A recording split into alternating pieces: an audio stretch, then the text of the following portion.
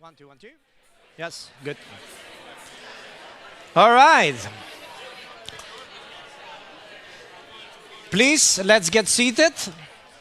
There are exactly amount of seats planned for each one of you.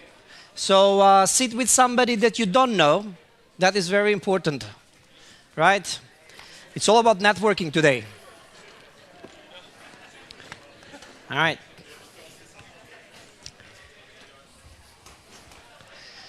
We are still awaiting some people to come. So, but it's a hybrid event, like usual. Hyperight doesn't do any on-site events. We only do hybrid, so it's always the hardest way, I guess. I'm already late for 5 minutes. So, for many of you that were here last year, raise your hands. How many of you were here?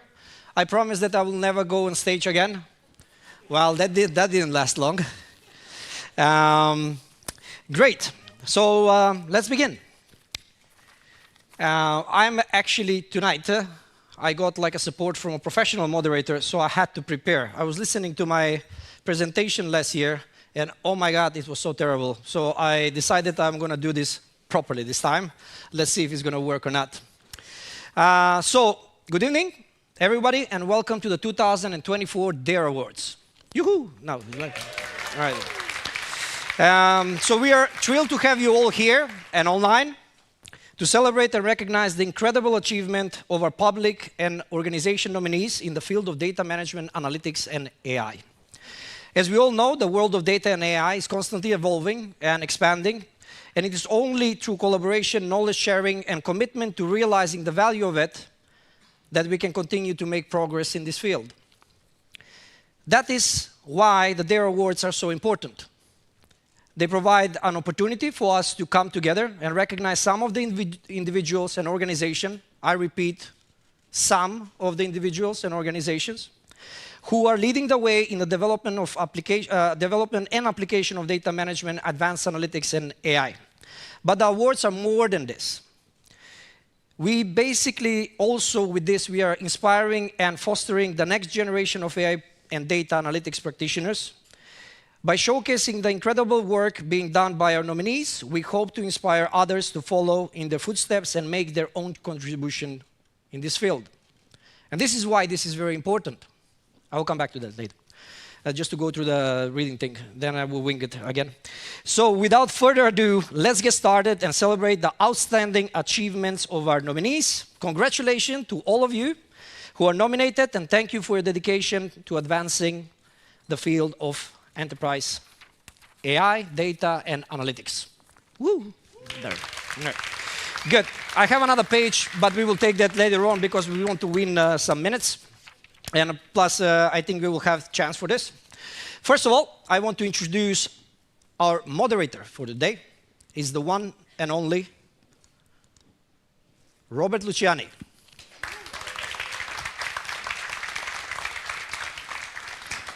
Thank you, Goran. It is a pleasure to be here. This is an awards ceremony which has been building up in prestige over the past few years, and I think it's important. I think it's important because a lot of people take these roles for granted. They take their presence for granted, and they take their presence in the network of professionals for granted. And there's one thing that we've been noticing this past year as you and I have been traveling around that I think this sort of puts a point on. And this is something that you've built from scratch. And so to have an award ceremony that really lifts up these people that have been influential in their networks and have made an impact, I think is an important thing. And that's why this award ceremony is important. It's important to me, and I think other people recognize that as well. Yes. What do you say? Thank you. I had a podcast some time ago, now off script, with Luis. Luis is there somewhere. Raise your hand. Luis has a podcast which is about human capital. And they called me actually to speak about communities. So it's very important for you to understand that I didn't create the community. The community was already there. So I'm only a humble service person that does something to bring you all together. Together with us tonight, we have enterprises, we have practitioners, we have community builders as well. Galina is here, and many others that they are doing this in different countries. We have research centers, we have public sector. This is actually the community. I'm just the guy on stage trying to make it fool of himself. So thank you for that, but I think this is not for me, this is for us, and we all are contributing to this community. This is very important. Now, in script. Let's move. I promised last year I'm not going to do any products, but I made just 5 this year, right? So the first one, the vertical gap repair module. This one is going to go in April. It's going to be super great. It's going to be a banger. It's basically automatically translate vague CXO strategies into actionable AI projects, right? Thank you, thank you. This is a real product. It's a real product, right? It comes with the buzzwords to blueprint converter that turns terms like disruption and synergy into practical steps immediately, right? We are shipping in May. I hope that you will be a customer. For all of you online, this is all fake. There's no product. Good. Yeah, the Data Aligner 3000. I was very proud of this. It's actually a data quality tool. It's one of the best on the market. For all of you that are working with consulting and service providers and SAS, this is just a roast, okay? I love you. So this is this is great device, actually. It's a device that magically cleans and organizes all of your data, marketed as a silver bullet for poor data quality. Comes with a fine print that says, for entertainment only. It doesn't work in practice, like the real stuff as well. All right, now we have the next one, which is the AI Hype. I need to flip to them. AI Hype Deflator. This is actually really good. It scans over promising consultant presentation and provides realistic projection with a single button press. Right? Cool. We have another one like this. It's the AI Reality Pill. It's not recommended, so we have some disclaimers here that I'm going to read very quickly. So, this is a daily supplement. You take only one per day. That is very important. And it's for executives and consultants. It claims to cure AI hype syndrome by enhancing your understanding in what AI actually is. Right? You need to consult with your manager before taking these pills. Very important, because it might affect the revenue stream. Again, it's just a joke. It's a roast. Calm down. And the last one. I think this is the best one. It's a banger. We're going to ship it in March, and I think it's going to be a collectible item as well. So it's the AI Ethics Evader, right? It's a product that generates ready-made excuses for ignoring AI ethics. Comes with a Pokemon wrapping. It's collectible. And features pre-built answers like, we are just testing this in a sandbox environment. Also, our users agree to the terms of service. They just didn't read it. And the other one, the bias will disappear when we scale. Don't worry, right? So this is basically it for promos and sales. Every year we're gathering here on a new theme. Last year was what if today was, if tomorrow was today. This year I snatched this from a podcaster, and it really struck me because she said, like, whatever or what you are not changing, you're choosing. And we're going to play with this theme because the important thing here is that everybody is talking about change, but nobody wants to do the change. But when you're not doing the change, you're accepting the things like they are. So it's very important, right? If you're not changing, you're choosing. So that means we individually have the ability, the responsibility to make the change. Let's stop talking about change. Let's not choosing, do change, right? Good. We are extremely grateful this year to have the whole shebang sponsored by HP. We have Albert here. Albert, yeah! You're soon to be called the godfather of AI in the Nordics because he's supporting all initiatives for not only us, other events as well. And we are truly grateful once again to have you with us here. So thank you, Albert, for this. Now, we'll jump over these slides. This slide is very important. This year, we are giving 15 awards. 9 of them are individual. 6 of them are going to be organization. We're going to go through them later on, and I know that you're all familiar with it. Good. There was one important thing. This award that is coming here, the very important thing is that some people get awarded, but we are all awarded to be here, and all of them that are online as well. So keep in mind, we are making these awards to raise awareness to what we are actually doing.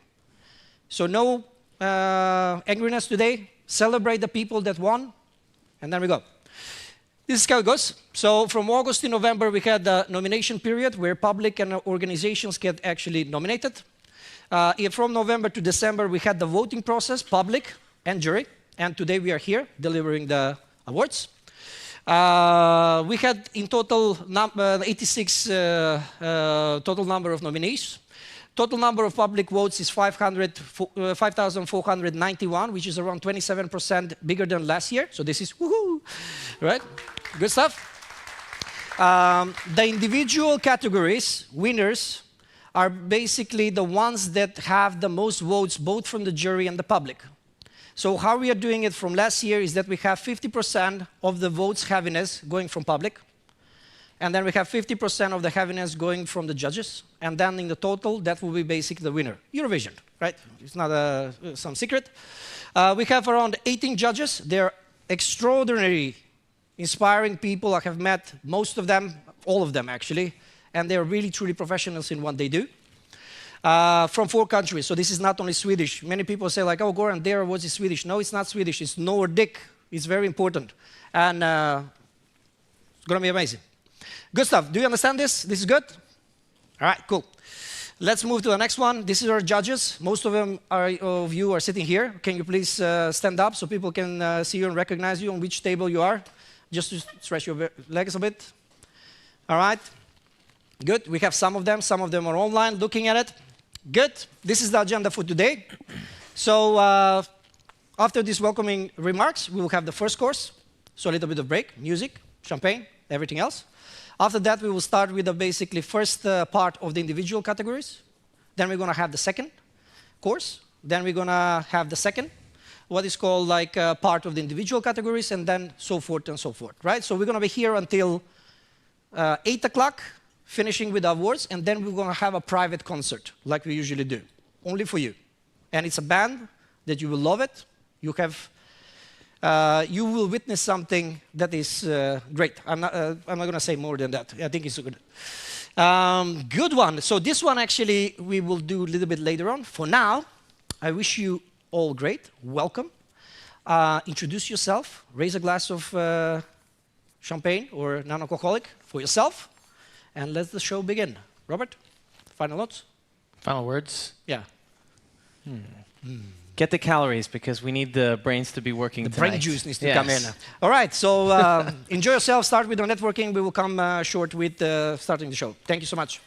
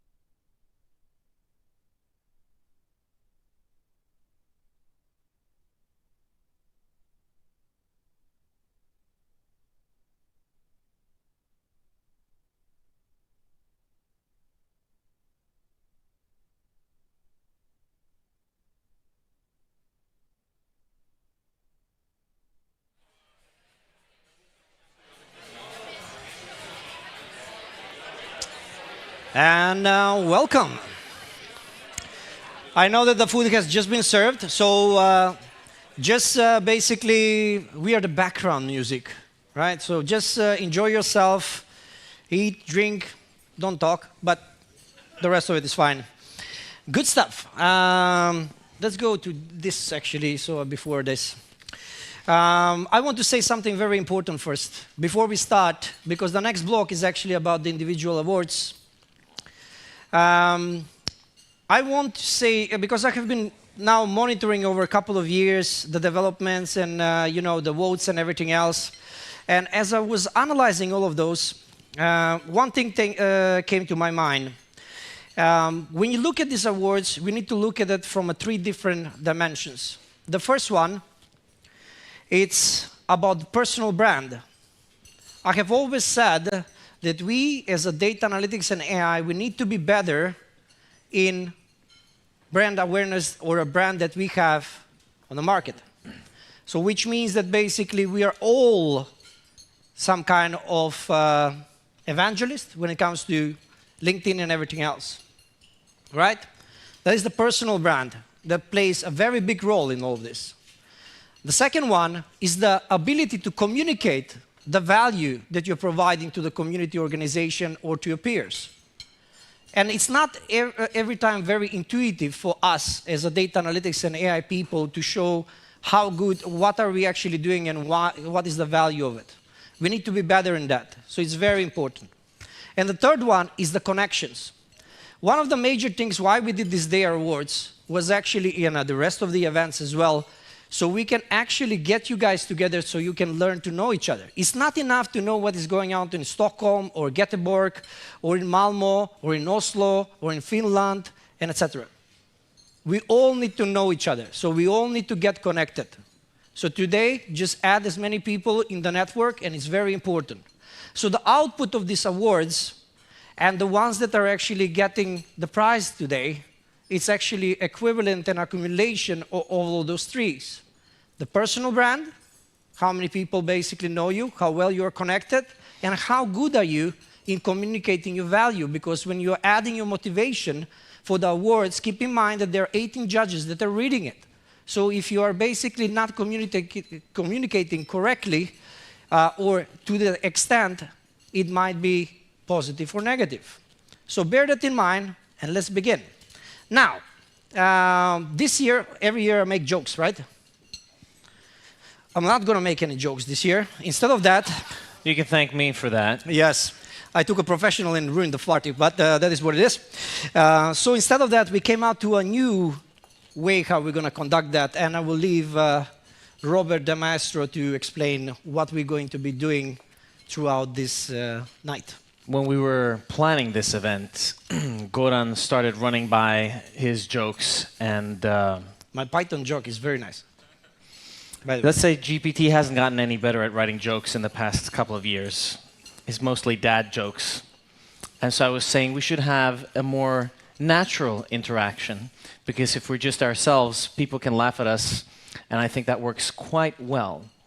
And so, in this age, in LinkedIn, we're talking about branding, who we are and everything. I thought that we could really lean into our natural selves.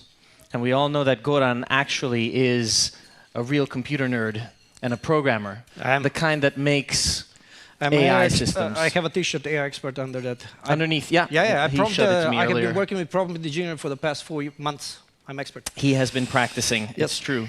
And I think it's known among some of you that I was the prototype for GPT, for the personality.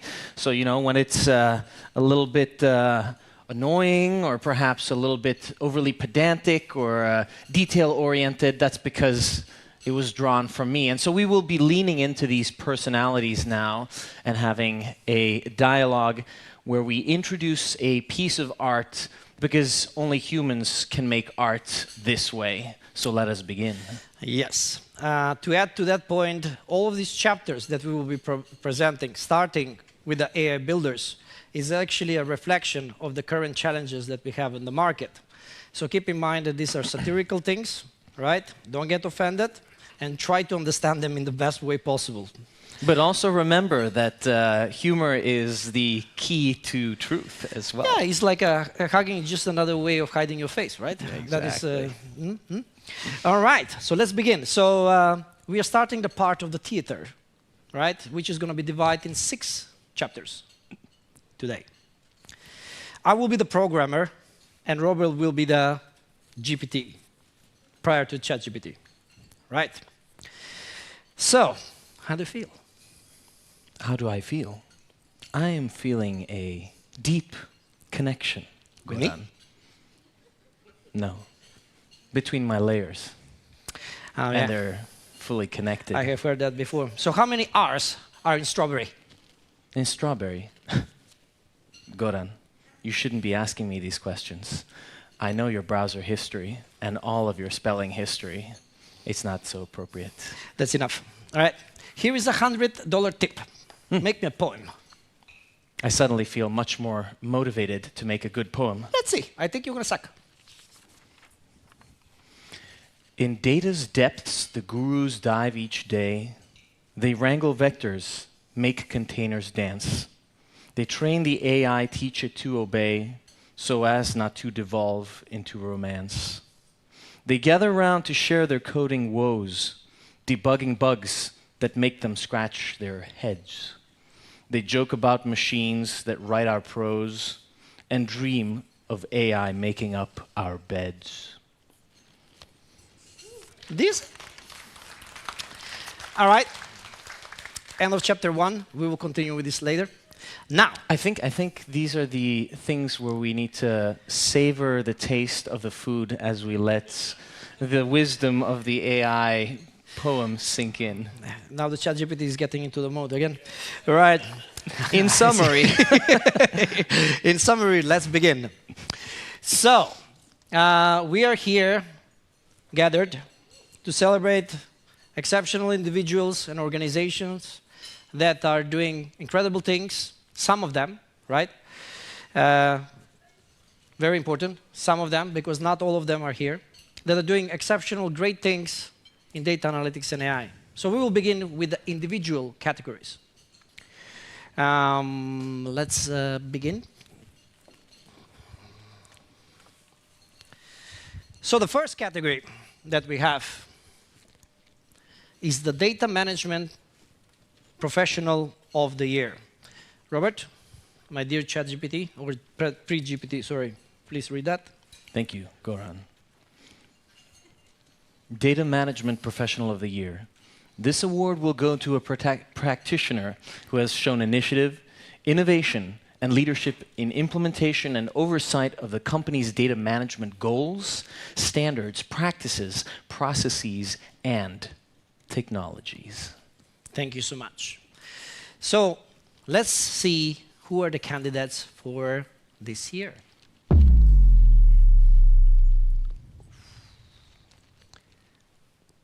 Should I pronounce all of them? Or can you read it clearly? It's quite a lot of them. It's a great mixture of people and some of the people that I actually know. How we're going to do it this year, which is completely different from last year. First, we're going to show the favorites from the public. Then we're going to show the favorites from the judges. And then we're going to announce the winner. Are we all in? Let's do this. So, let's go. Get pumped up. So, first, we're going to show the favorites from the public. So, you can sit here. So nice to see you again. It's almost like in a class. It's like on the first row immediately. All right. So, for the first, the public favorites. Some music? No. All right, fine. Dun, dun, dun, dun, dun, dun, dun, dun, All right, let's go. I think it's enough. Good. And we're only showing the top favorites, right? So it's very important. The first one, public favorite, Gabor Harsani. This was pretty tight. Yes. 16, With a 19, 19.9% of 968 900 votes. votes. Yeah. Right?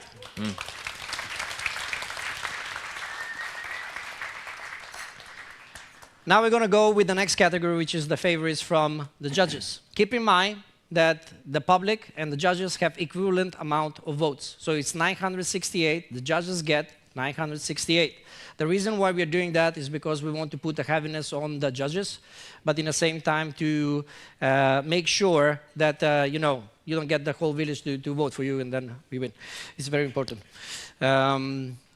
Good. So the jury favorites, Michael Bendixen with 44.4%, Yasmin Muhammad with 22.2%, and Caroline Persson with 11.1%. Woohoo!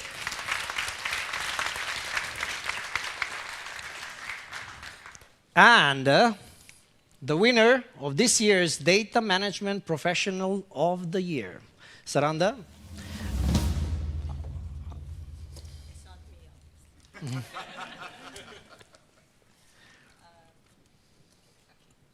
Thank you for giving me this prestigious moment. Goran. Okay. The winner of the 2024 Data Management Professional of the Year is Michael Bendixen from the Lego Group.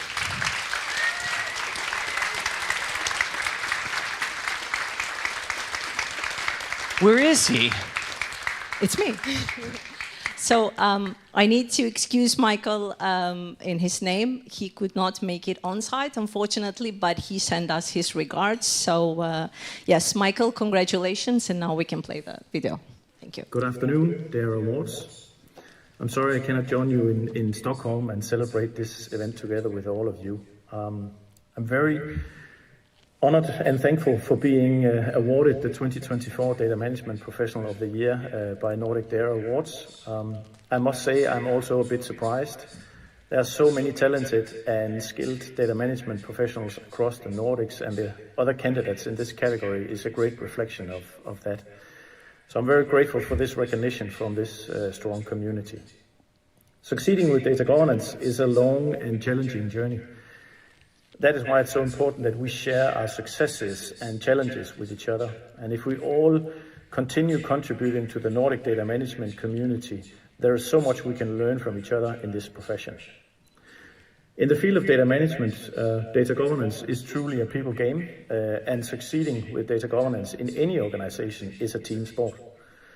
And the progress we've made in building data governance at the Lego Group has been based on a very strong team effort. So I want to acknowledge my team at the Lego Group, as they are the ones making it all happen, and this is their award. Also want to thank everyone for voting for me, and once again, thank you very much for the award, and I hope you all have a great event.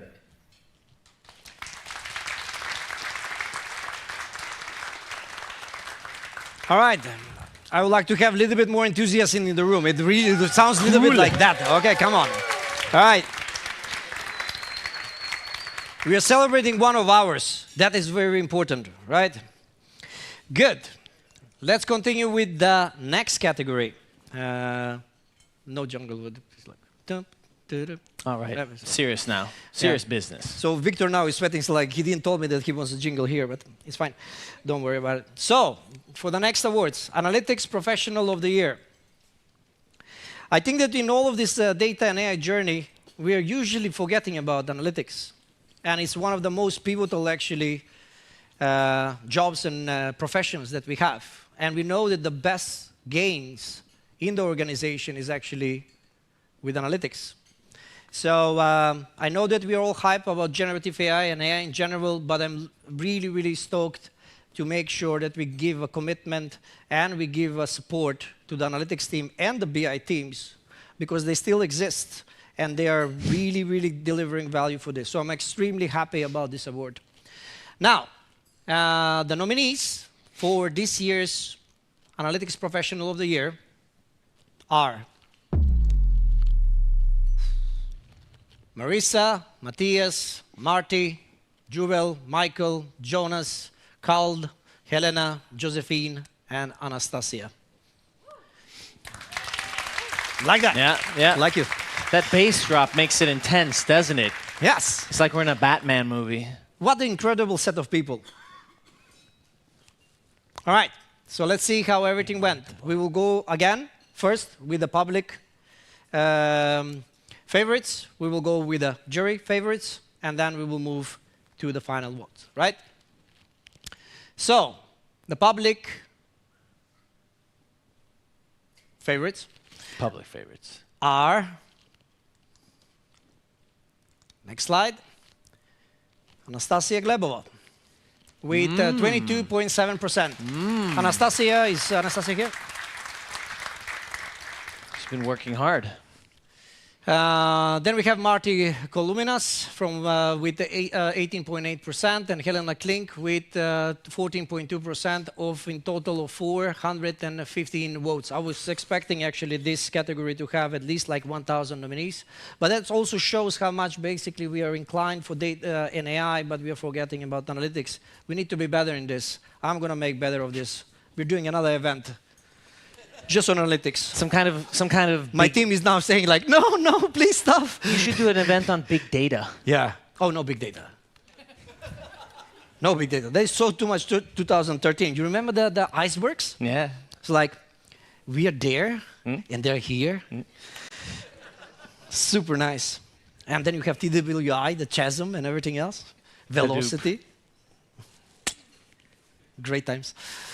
All right, though the jury favorites are Marissa Jensen with 33.3%, Marty Koluminas with 16.7%, and equivalent to that, Jonas Blomqvist with 16.7% out of 415 votes.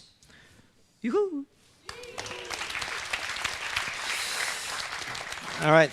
We're going to train this. It's going to become good at this. You know, the best thing was we went in Singapore, me and Robert, together with Hendrik was there as well. Hi, Hendrik. Raise your hand. So we went there, and I go on stage, nothing. And I'm cracking jokes. I'm trying to make everything like, you know, good. Nothing. Hendrik comes on stage, delivers the best presentation ever. He's enthusiastic, everything. Nothing. Robert comes on stage, nothing. So I'm sitting to this head of analytics for Ministry of Health in Singapore. I'm saying like, dude, what's going on? It's like, no, it's not in their nature. Because they don't want to interrupt the flow. It's impolite. Yeah, so of course, stupid Goran goes on stage like, let me explain how this works. So speakers has prepared for half a month or 1 month for this presentation. So only thing that you can give them, at least, handshake. And then we couldn't stop the handshake. So I hope this is going to continue like that. So I think it was super nice. Very great trip, though, by the way. We'll talk about it later. And now, the Analytics Professional of the Year. Drum roll. No. Thank you. Support. There we go. ASMR. Saranda. Did you read the... Oh, no. Sorry. Mr. ChatGPT. Sorry. You have one moment? Oh, sorry. We are doing something. Analytics Professional of the Year. The award will be given to a practitioner who has shown initiative, innovation, and leadership in organizing high-performance analytics function, and with that, managed to translate raw data into valuable business insights and action. AKA decision intelligence, as they call it. Right, so the Analytics Professional of the Year goes to... Yes, I will hold your marker from there so you can open that.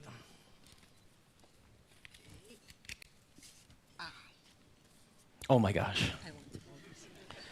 It's me again. Congratulations, Marissa Jensen.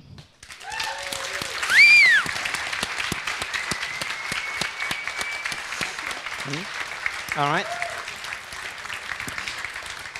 So when you see that I don't leave, that means that the person is watching us online. So again, we have a video. Marissa, congratulations again. Next time, please make sure to be here. And yes, let's play the clip now. Good evening, everyone. I want to start by saying how deeply honored I am to receive the DAIR Award in the Data Analytics category tonight. I'm really sorry that I could not be here in person to celebrate this special evening together with you. I would like to extend my heartfelt thanks to the voters and the jury for recognizing my work and contribution in the ever-evolving world of data analytics.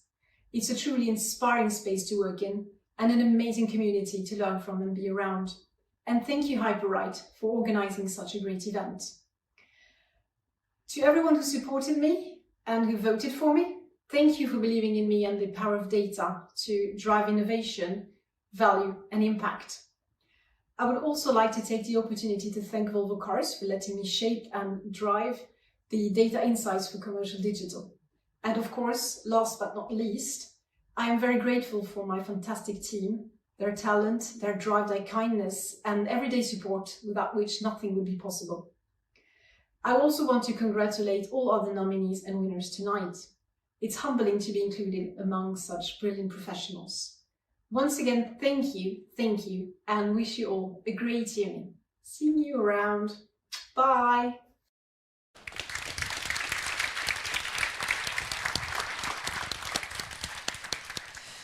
Marisa is watching us online. So, hi Marisa, congratulations. Now, let's move to the next category, because I'm dragging this for too long, as usual. The next category is Data Science Professional of the Year. You're a data scientist, so... Give it to me. Yes, please. Yeah, so. I Are was you thinking ready? of being ready again. But... Data Science Professional of the Year. He's learning. This award will go to a practitioner who has shown leadership, expertise in the field of data science through interpreting and managing data and solving complex problems using expertise in a variety of data niches such as science, modeling, statistics, analytics, and mathematics, coupled with a strong business sense. Can't forget that part. That's what a data scientist is. Sounds like Frank was saying this. This is so good. So who won the award, Goran? Wait, let's see. All right, we go with the third one. So you understand now, public favorites, judge favorites, then the winner, right? So let's look at the candidates. Luba, Peter, Soren, Delaney, Terhi, and Soyi Lee from Volvo Cars. By the way, Volvo decided to do a company, what is called celebration, just tonight. Full-scale celebration. Next time we talk with the leadership, it's going to be better. So, let's move with the favorites from the public. Boom. Peter Wester with 45.3% out of 885 votes. That's a lot. Good job, Peter. Yeah. That's quite a lot. Sohi Lee with 19.9% and Terhi Merkanen with 11.9% of the total 885 votes. Now we're going to the judges' favorites. Peter Wester with 38.9%. Soren Vedel with 22%. And equivalent to that, Terhi Markkanen with 22.2% out of 885 votes. I think that this is pretty obvious at this point of time. So the winner of the Data Science Professional of the Year is... I feel like a chameleon. Yes, it is pretty obvious, I guess. Robert, would you like to read this? I think you should read it. Peter Wester, lead data scientist at Novo Nordisk. Wait, what?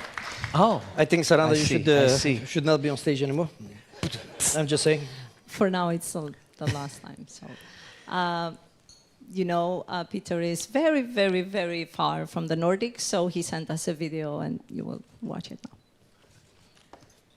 Hello, everyone. I hope you're having a wonderful evening so far. I would have loved to join in person, but I'm currently traveling around Tasmania in Australia, so it will be a bit too far to pass by Stockholm. I joined last year, and it was a great evening, and I'm sure that this year is great as well. I'm very honored to have received this award in the data science category. It means a lot to me that I've been selected both by a board of very capable judges, but also by votes from all of you. I am especially honored when I look at the names of all the other nominated candidates. all of whom have done significant work for data science in the Nordic countries. The last year has been remarkable within the field of AI and data science. Especially in generative AI, we have seen the introduction of new models, the establishment of higher benchmarks, and the increased adoption of generative AI agent frameworks. These generative AI agent frameworks allow systems to both generate and execute its own code based on a free text query. This effectively enables them to do everything that can be expressed as code. We are now closer to truly intelligent systems than ever before. Looking ahead, I am optimistic about the advancements we will witness in the coming year. I am especially excited about the potential in drug discovery and other ways to find newer and better ways of treating serious diseases. I am also excited to follow the development in, for example, quantum machine learning algorithms. However, we also need to be aware that we do everything in a way that is both trustworthy, transparent, and also take care of the environment. Lastly, I would like to thank all my amazing colleagues in the AI COE in Novo Nordisk. I am very happy to be surrounded by such talented colleagues, and I'm sure that I would not be here without them. So thank you, all of you.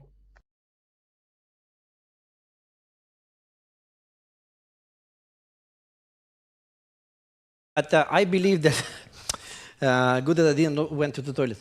It happened to me as well with one of the chairmen, so it's another story, classic. But if I understood correctly, we have one person from Novo Nordisk here. So come and pick up the prize. Come on, stage. By the way, we actually from this year, all the award winners are getting one of these pins, which is basically the logo there. So all of the winners are getting. Everybody who has won, just come to me. I have a bunch of them to give it to you. Saranda, the bouquet. Yes, and the flowers as well, you can take. We have a lot of flowers, so if somebody is interested in flowers, we are dealing the flowers behind. All right.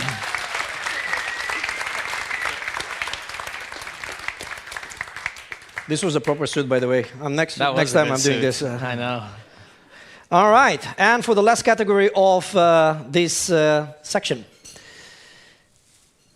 the Machine Learning Professional of the Year.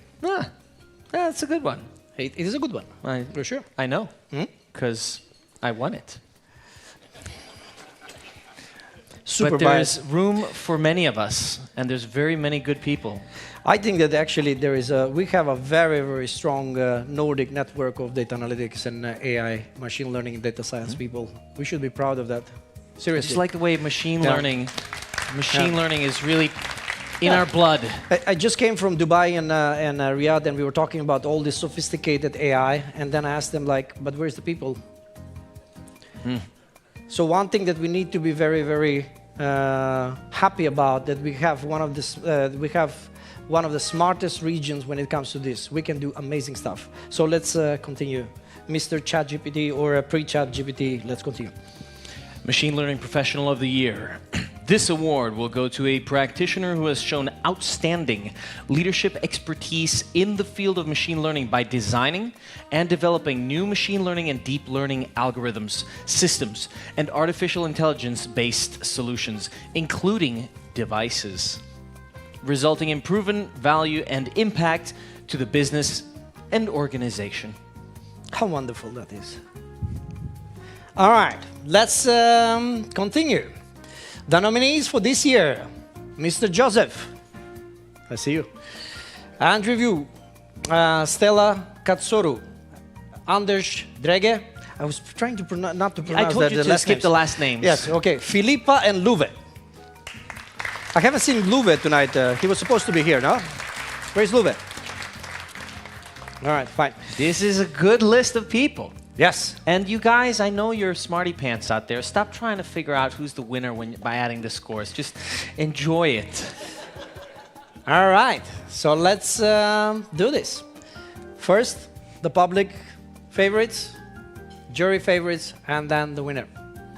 you're all statistician here, so I know that you're now starting calculating. You're all sitting there waiting for the numbers. Yesterday when I was doing the slides, I was thinking like, by the end this is going to be obvious. Should have shuffled All right, them. but go. Let's go. All right. So, the public favorites. Filipa Palea with 40.4% out of 272 votes. Note this is very important. It's a very, very low amount of people in a machine learning that has voted for that. I know that Shameful. we have a lot of great people that can vote. And we have been following the social media, so we know that a lot of people liked the posts. Not good.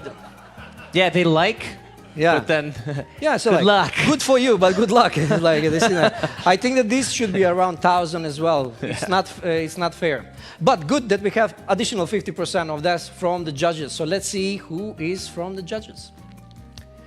Filipa Pelea with 50%, Stella Katsoru and Love Borjesson with 16.7% each. And with 272 votes as well. So the winner is now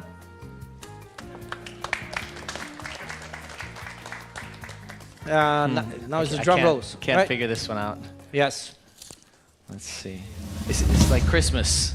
You're allowed to tear the... Filipa. All right. Here we go. So do we have Filipa here, I believe.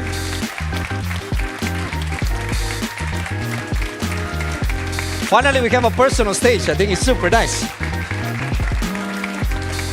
This way. Come. This way. Here we go.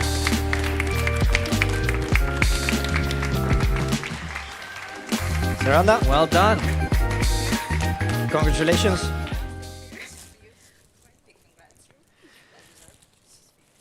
I will hold that for a moment because you will get the microphone.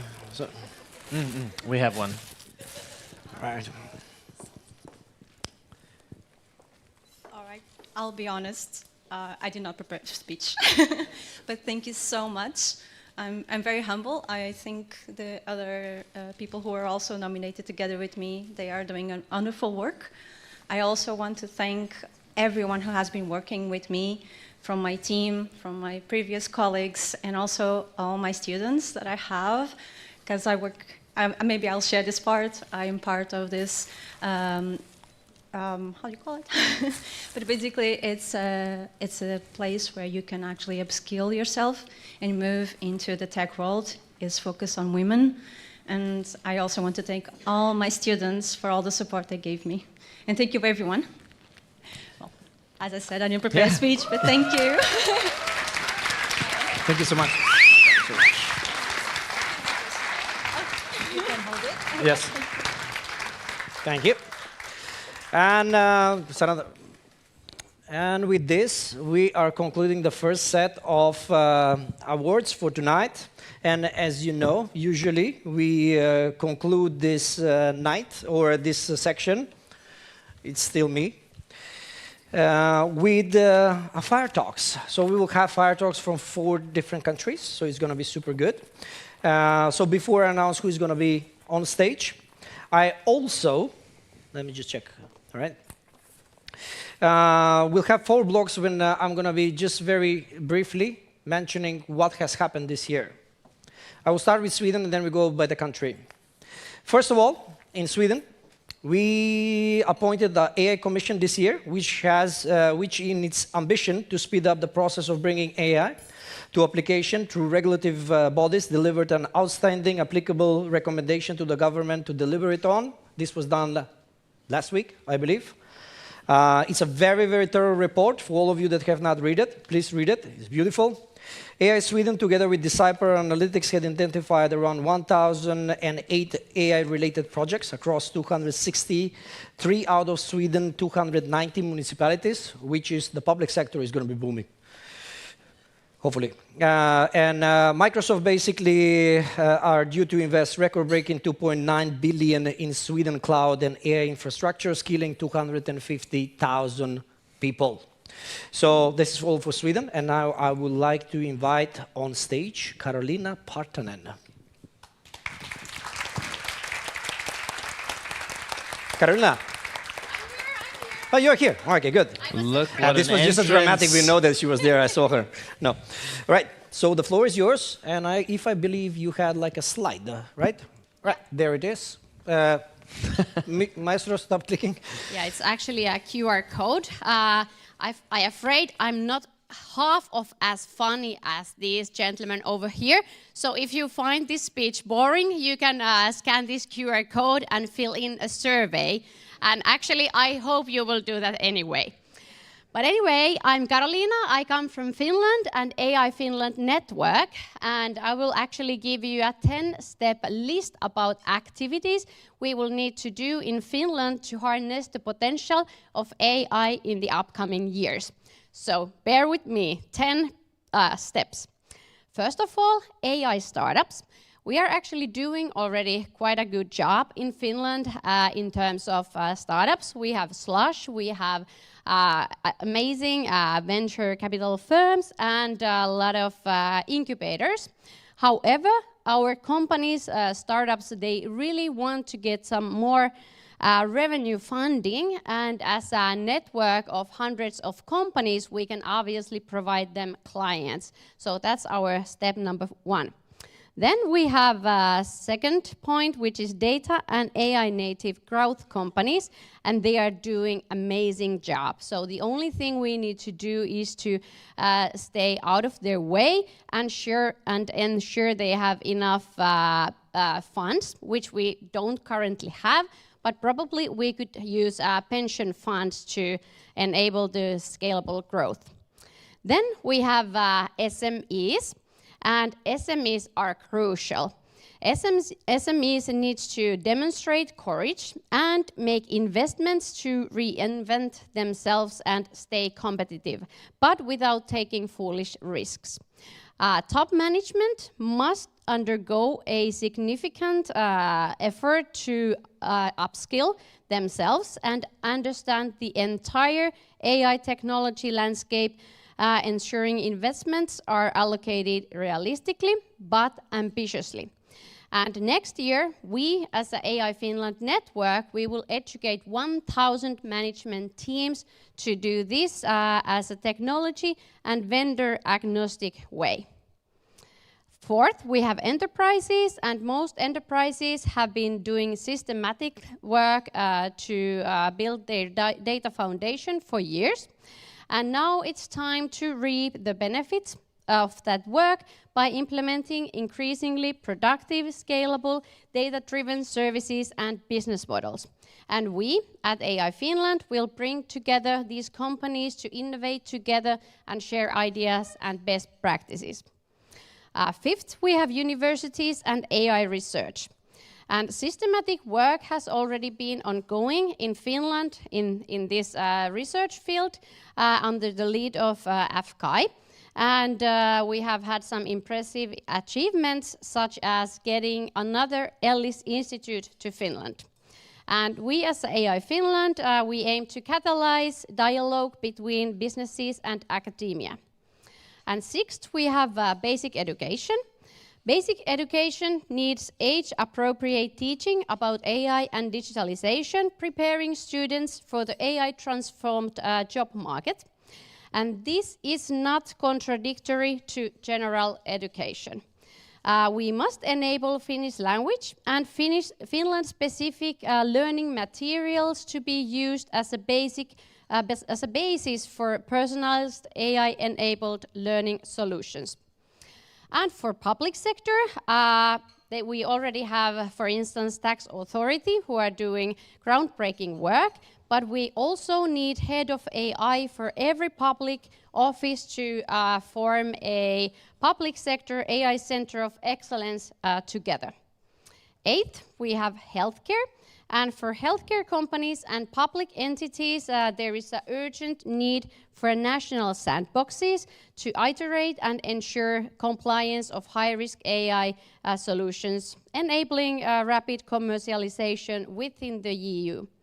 National solutions should also be applied to enable profiling and thus using personal data for preventing healthcare. And last two steps, ninth, we have infrastructure and environment. And in Finland, we are the leader in producing green energy, green data centers, and green AI. We must take everything out of this opportunity and bundle higher value functions like R&D to new data center investments of tech giants worth billions of euros. And the commercial potential of Lumi quantum computer must be utilized to the max. And finally, 10th step, language models. The world's most efficient language models must be accessible in Finland in Finnish. We can no longer afford to pursue national solutions, but what if we offered carefully curated Finnish language data to American companies instead of imposing restrictions? So, that is AI Finland's plan for the next couple of years, and I would be curious to hear your thoughts on the break. And finally, I would like to ask you a favor. This is the study we are making together with Silo AI. And it's a study of Nordic state of AI. And most of our responses are from Finland, which obviously is not the status we would like to keep. So please, it will take 15 minutes to complete the survey. So you don't want to do it now. But I kindly ask you to save the link and do it later, maybe tomorrow. And as a response, you will get the final report, which basically covers the information on what other people in this room are doing to harness the potential of AI. Okay, this is everything from me. Thank you and have a good night. This is for you. Oh, thank you. Very nice. All right, and that set up the last part of this. How are you all feeling? Good. All right, good. All right, so now we have a little bit of a... No break. I should have known. I was hoping for a break.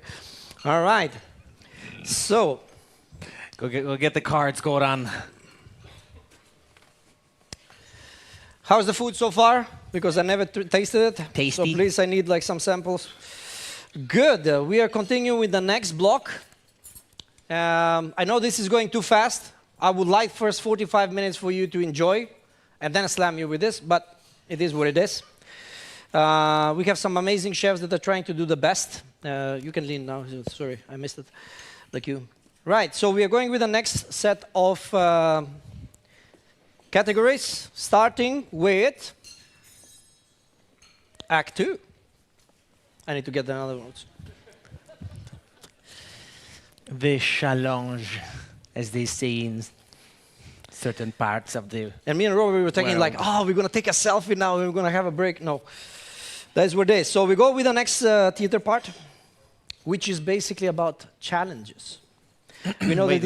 We need to get into my mode. Yeah, you warm up a bit. Okay. All right, cool. We know that this year has not been without any challenges as well. We know that there has been a lot in data management, in analytics, and AI, and we're all constantly struggling with that, so we basically did something there as well. Again, I am the programmer. He's the pre-ChatGPT. So we're talking. Hey, AI, how's the data processing going? Well, let's just say my data quality is so bad, the spell corrector crashed. Ouch. Maybe we need to clean up our data sources. Yes, please do. You know, garbage in, garbage in, garbage in. You mean garbage out? You'd have to deploy the solution to know that. Okay, but I need help with an aggressive marketing strategy now. Okay? Now. Right now? Now. Huh. I know what you need, but an aggressive marketing strategy? As an AI system, I cannot condone violence, and so I cannot help you with this request. Okay, then write me a poem, what I should do. That I can do. All right, see? Our data is messy, but don't despair. We scrub and cleanse it with a cheerful grin. Though budgets shrink, we make do with thin air. Who needs more cash when coffee fuels the spin? Our models sometimes think a cat is a hat. Accuracy might wobble here and there. We scale with code held up by this and that.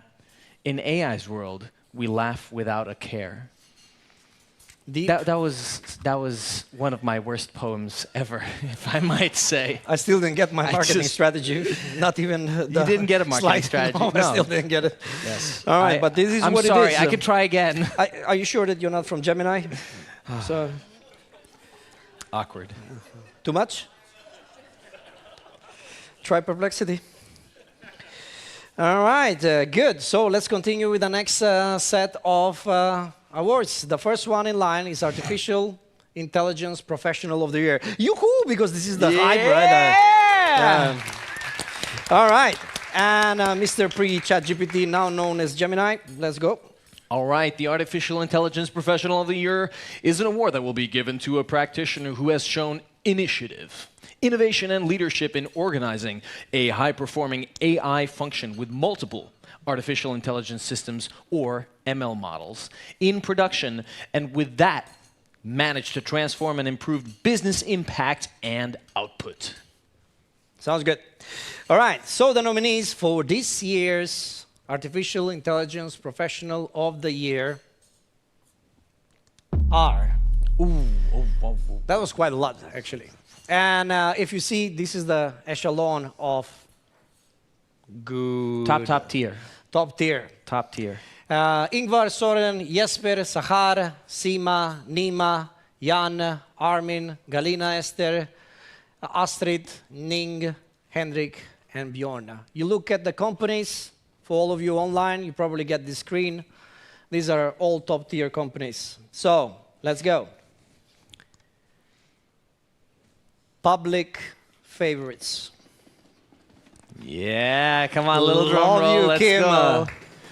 I need hypers. Yeah. Good. Ingvar with 16.9% and 12.7% for Armin Katovic, and Sahar Takhvili with 12.5%. 900 votes. Out of 896. This should have happened for machine learning. Not bad, Right? not bad. In terms of like votes. All right. Congratulations, Ingvar. For the public, let's see who won the jury hearts. Astrid Kinn from TDC in Denmark, 22.2%. Good job, Astrid. Ingvar with 16.7 and Henrik Lindström with 16.7. Again, top candidates, super great. What does Let's that mean? see. We have so many candidates. Who's going to win this time? I don't think that one's as easy. No, there's some mathematicians here. They will make sure. No, that's why we got to move fast. Come on. It took me got 4 this. hours, 4 hours, 6 hours to get this, but I'm not a statistician. All right, and the winner for the Artificial Intelligence Professional of the Year is... Oh, yeah. This category has been sponsored by the one and only Albert from HP. So can you do us the honor and open this award? Let's go, Albert. Albert. Microphone, please. Here it is. Okay. So, I'm honored to give away this award to no other than Ingvar Ugland.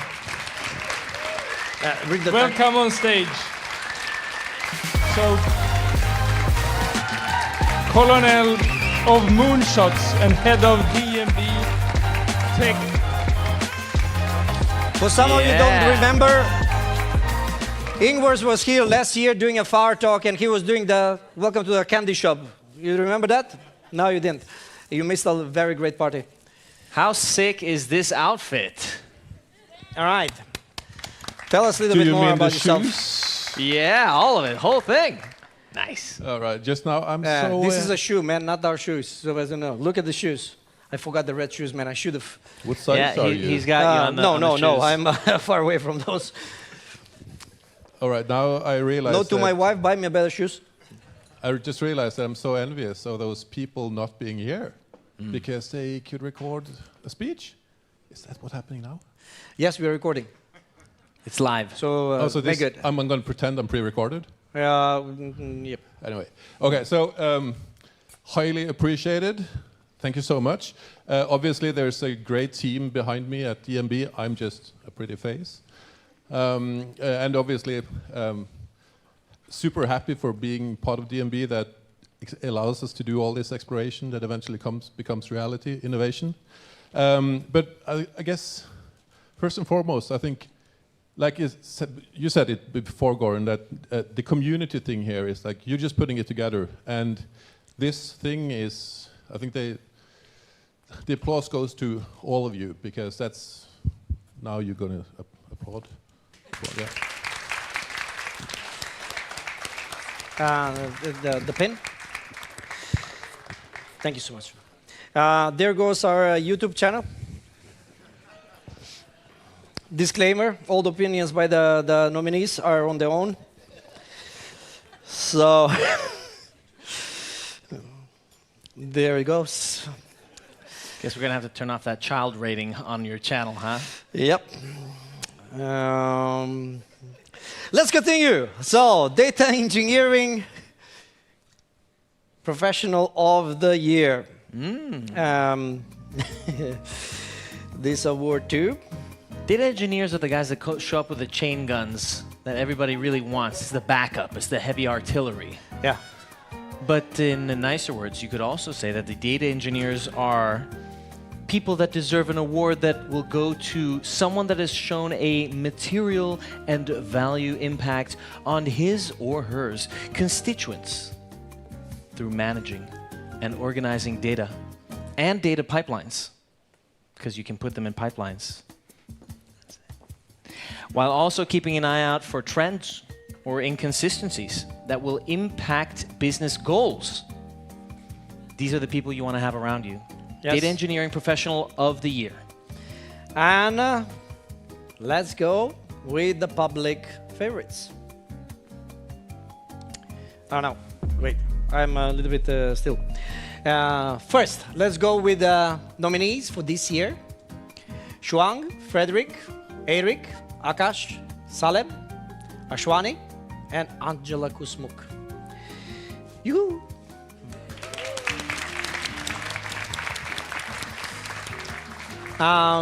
It's not like the artificial intelligence award of that we had before. Plenty of them, but still we are having a remarkable type of people here. So let's see who won the favorite of the public. Salem Pativala Salim with 41.3%, Ashwani Pandita with 18.6%, and then Frederick Jorup Nielsen with 13.7%. Again, 446 votes. I would like to have this around 1,000. I know that there is a plenty of data engineers there. Data engineers unite. Hopefully. And let's move with jury votes. Since we're already on the adult side of the YouTube spectrum, can we... Let's move on. All right. And the Eirik. jury. All right. 27.8% for Eirik Folkestad. Well done, Fredrik Eirik. Nielsen with 22%. Well done. Akash Patel with 16.7% out of equivalent of 446 votes. And the winner of the Data Engineering Professional of the Year is... Yes. Please. Guess what? I need to say that this was really close. So the winner is Salim Pativala. Yeah. Salim. Where is Salim? Here. Don't be shy. Oh, you're still here. All right. You should have guessed by now. God. Yes. Yeah, it took you long, actually. Yes, Salim could not make it, but he sends in his regards, so we can play the clip now. Thanks. Yep. Hello, everyone. Good evening. I'm truly honored to have been selected as the Data Engineering Professional of the Year by Nordics, Data Analytics and AI Readiness Awards. Standing here, or rather speaking to you through this screen, I'm filled with gratitude for this recognition. Firstly, I would like to thank DAIR Awards for this incredible honor. Your acknowledgement means a great deal to me and to the field of data engineering, which is so vital, yet so often behind the scenes. To my colleagues at Kermit Tech, thank you very much for your endless support, your collaboration, and the shared vision we have pursued. It's been a collective effort, and this award is as much as yours as it is mine. I would also like to extend my appreciation to my mentors and peers in the data engineering community. Your insights, challenges, and encouragement have been invaluable in pushing the boundaries of what we can achieve with data. To all the inspiring data engineers out there, remember, our work is about more than just code and infrastructure. It's about enabling others to see the unseen through the data. Keep learning, keep innovating, and never underestimate the impact of a well-organized pipeline on business outcomes. Lastly, I would like to thank my family and friends for their unwavering support. Your patience and encouragement have been my backbone through the long hours and endless quest for optimization.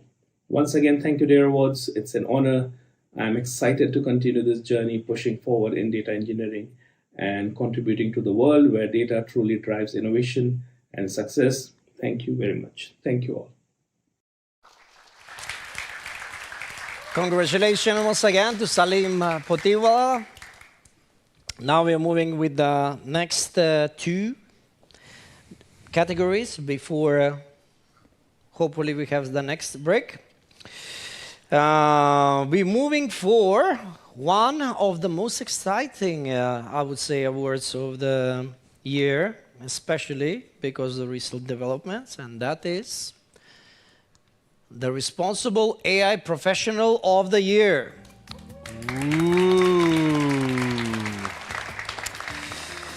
I love responsibility. Yes, while you're, don't read it yet, let me go through what the European Commission did to us this year. It's the defining facet of being an adult, you could say. Absolutely. I mean, we have a product for this. It's the AI Ethics Evader. If you see it, it's available on the market. So let's see, where are we right now? Europe. This year, the AI Act came into practice, which means next year is going to be a goldmine for consultants. No secret there. We know what happened with GDPR. I strongly believe that the AI Act will be much better handled, and already we see some very great things happening. A lot of people invested, and there is a lot of practitioners that are now involved in the process, which makes me very happy as well. The European Commission also announced that they will invest 112 million euros in AI and quantum research. Anders now is like rolling his eyes. I can see him. The European Commission brought an innovation strategy on artificial intelligence to establish AI factories and boost the uptake of generative AI in the strategic sectors. And this is the most important. How many of you know that actually you can get free usage of the European Commission supercomputers? Raise your hand. Very few of you. But in every country of the European Union, there is a representative. Do we have Thor here? Where's Thor? Is Thor here? He couldn't make it. I'm Thor. So in every country, there is a representative that is actually responsible for marketing that these European supercomputing clusters are available to you for free. So make sure that you find that person in your country. In Sweden, it's Thor, who is working in RISE. He's doing an amazing job, and you get free compute. I mean, free computers. Now we can build all the startups and etc., and we can be actually a dominant, make Europe great again. Good. Please read the nomination category. I feel like I need to come up with a new character for each card to make it interesting. What character do you want this time? Maybe Bert. Yeah, do Germans? The Bert. The Germans. No, but now it's again Google, so it cannot be a Bert now. Wait. Let's do, what was this? Mistral. Mistral at this point of time. We'll do Sherlock. Responsible AI Professional of the Year. The award will be given to a practitioner who oversees the responsible use of AI technologies, ensuring that AI systems align with ethical standards, regulatory requirements, and the company's values. Thank you, sir. Elementary. That sounds a little bit like grog, but it's okay. It's fine. Good. So let's see who are the nominees for the 2024 Responsible AI Professional of the Year. Nermin, Christina, Luis, Giovanni Leone, Emily Lingblad. All right. To say the least, these people know each other probably very much, because they usually meet every Thursday or Friday, or they fly to the European Commission to discuss these things. So it's a fair game, I think. So let's see who won the public hearts. Luis Martinez. Oh. With 58.8% of the 1,123 votes. That is impressive. By the way, shame on you. This is the most voted category of the night. Yes, it does. Make Europe great again. Yes. Nermin with 19.1% and Christina Andersson for 11.5% out of 1,123 votes. Keep in mind that the judges have equivalent to the votes that the public actually gave. So let's see who won the hearts of the judges. Giovanni Leone, 27.8%.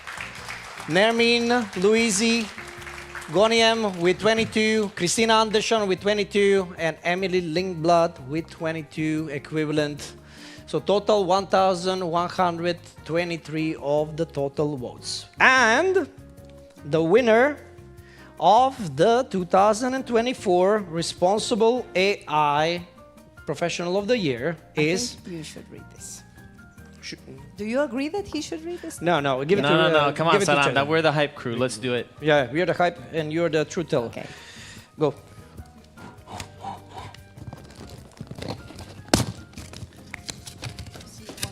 ASMR there. Okay. I see the name. Let me help you a little bit with this. All right, let's do it like this. The award goes to Luis Martinez, obviously. Thank you. If I believe Luis is in the house, come on. Come on.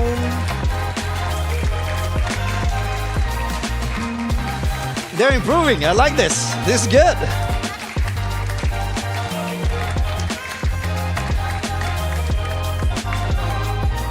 Well done. And before you get the flowers and the pen, a couple of words and probably what you guys are doing. Yeah, first of all, microphone here.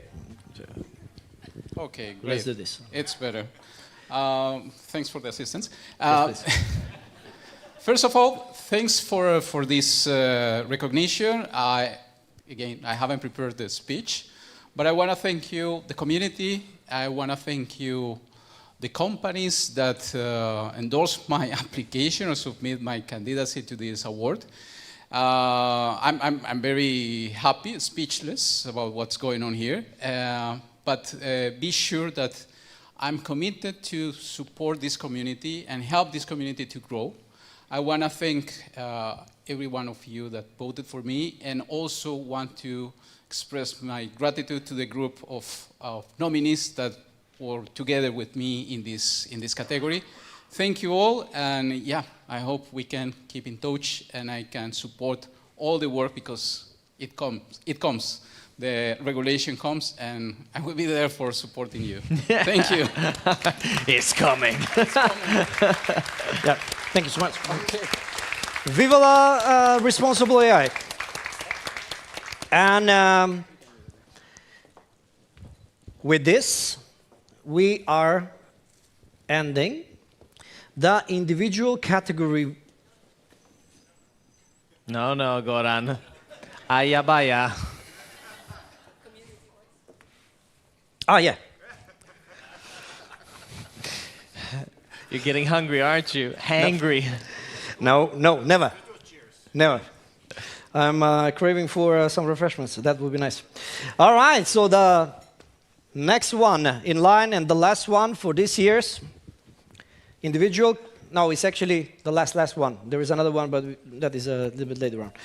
So, the Data and AI Community Voice of the Year. We changed a little bit the title of this because it was before the influencer. Yeah, And we got a lot of critics that people find offended that they're influencers. So we thought the Data and AI Community Voice of the Year is much better. And I agree, actually, with that. So it's not that I was making a lot of fight. I think it was really, really good choice. And I have to say, this is actually the most needed people that we need to have in the Nordics right now. Right? We need our voice to be heard, and we need a lot of people, practitioners, that are doing this. It's a lot of noise.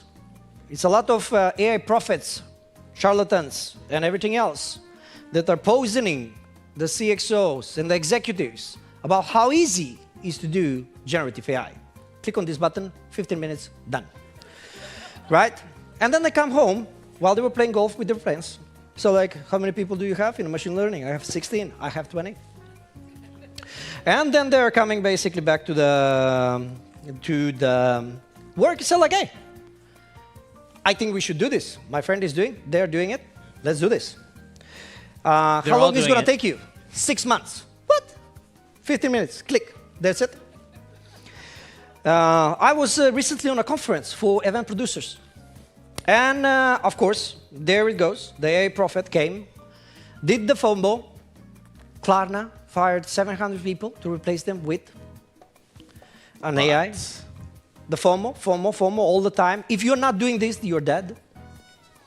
If you're not doing this, you will not be compatible in the market. You will never revolutionize and grow as a company. You will never actually incline yourself into the algorithmic future. And I will tell you how easy it is, he said. And he was actually chatting with ChatGPT. This is how you do a program. Brr. This is how you do marketing. Brr. This is how you use a Lovable to do a web page. Brr. Everything was super easy. And everybody in the conference, there were CEOs of companies. And everybody applauding on that. And I had opportunity to chat with the chat after that. So like, I have never seen you on our events before. So what did you do before? And of course, he was a marketeer that 6 months ago started prompt engineering. And now he's telling us what to do. So the community voices, I cannot actually, this is a little bit, as Henrik would say, goosebump moment. I don't think you understand how important you are in this revolution right now, because you are the ones that should be educating your management what is possible and what is not. If we leave it to these ex-people, we will always feel down, we will always feel the pressure, and we will always fail. So I like, these are only very few amount of people that are actually doing this. There are plenty of those. And I think that all of you should have your voice on LinkedIn and everywhere that you can about how important and what you guys are doing, and create the networks around it.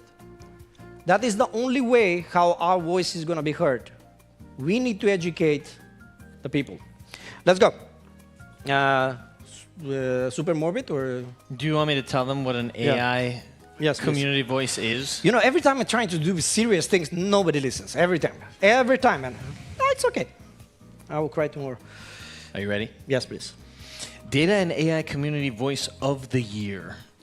The award will be presented to a practitioner who has excelled in advocating for and amplifying the importance of data and AI, both within the community and beyond.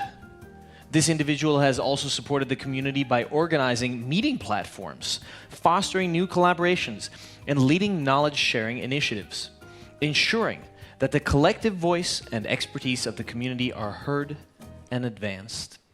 I've always thought that science communicators are tremendously important, and some of my favorite famous people are precisely science communicators. Carl Sagan, Richard Feynman, Isaac Asimov. These people, I think, can count themselves among science communicators that have gone before us. Yes. Therefore you book Arnold Schwarzenegger for 100,000 to talk about AI. All right, that is how most of the conferences will do. So let's move with this. I think it's very important. Yoo-hoo. Look at this banner. I was speaking with my designers yesterday. Ilya is there being hide. He's the guy who is basically, if I do something wrong, he's clicking on the other button. And he said, like, this is the best layout that we have done this year. And I believe. So we have Anka, Tuve, Rebecca, Carolina, Luis, Filippo, Dr. Megan, Ella is here. Hi, Ella. Patrick Couch, he couldn't make it today, but I know that you're watching, Patrick. We chat yesterday. This guy is doing amazing things as well. And Alexander Noren, is Alexander here, by the way? Probably not. Alexander is actually from SVT. He did these documentaries this year about demystifying AI through the practitioners and the naysayers and the doomers and the boomers and everything else. Really good stuff. So let's see. Luis is as well here. Carolina is here. Most of you are here, so let me not be biased. Good. Let's see who won the hearts of the public. And give us a little drum roll, guys. Come on. It's the last one. Then we have some. And then we get some food. Filippo Remonato with 28% of the votes. Filippo, good job. Second one, Ella. Good job. Lindberg. Megan Wang with 12.6% out of 486. This is very unintuitive, right? Because if you're a community voice, this should be on 2000 right now. But it should. This is backwards. Yeah, but it is what it is. We hope to do this better next year. And let's see who won the hearts of the jury.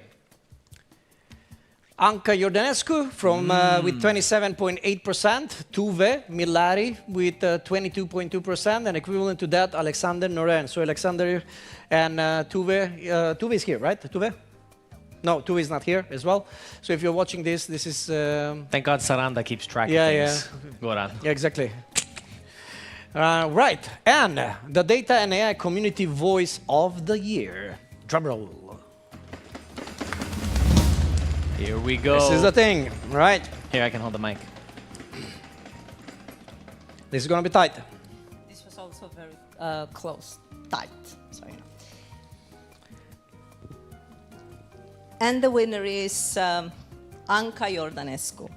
Congrats, Anka. Anka is here, right?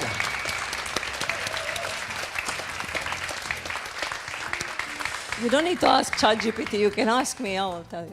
Right. Anka is not here. I need to excuse her, but of course she sent a video, so let's watch it. Congrats, Anka. Good evening, everyone. Wow, what incredible moment this is. I am deeply honored and truly humbled to be named the Data and AI Community Voice of the Year at the DAIR Awards. First and foremost, I want to extend my heartfelt thanks to everyone who voted me. Your support means the world to me, and it reinforces why I'm so passionate about building and nurturing a vibrant community around data and AI. Together we are driving the conversation, innovation, and progress that are shaping the future. I also would like to take a moment to thank the amazing organizers of the DAIR Awards, and a special thank you to you, Saranda, for bringing us all together to celebrate the brilliance and diversity of this community. Events like this remind us of the power of collaboration and the importance of recognizing each other's contribution. To my fellow nominees, you inspire me. Your work, your ideas, and your voices are pushing the boundaries of what is possible in data and AI. And this is not a recognition of a person, it's a reflection of the collective brilliance of all of us who who are passionate about this field.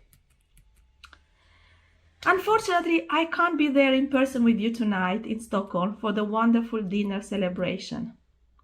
Instead, I'm recording this message from the beautiful and pretty dark Skåne, when I'm surrounded by innovation and inspiration of a region that I call home. While I'm not there with you physically, I'm very much with you in spirit, celebrating this incredible evening. As a founder of Women in Tech Alliance, I've been always passionate about creating opportunities for women in technology.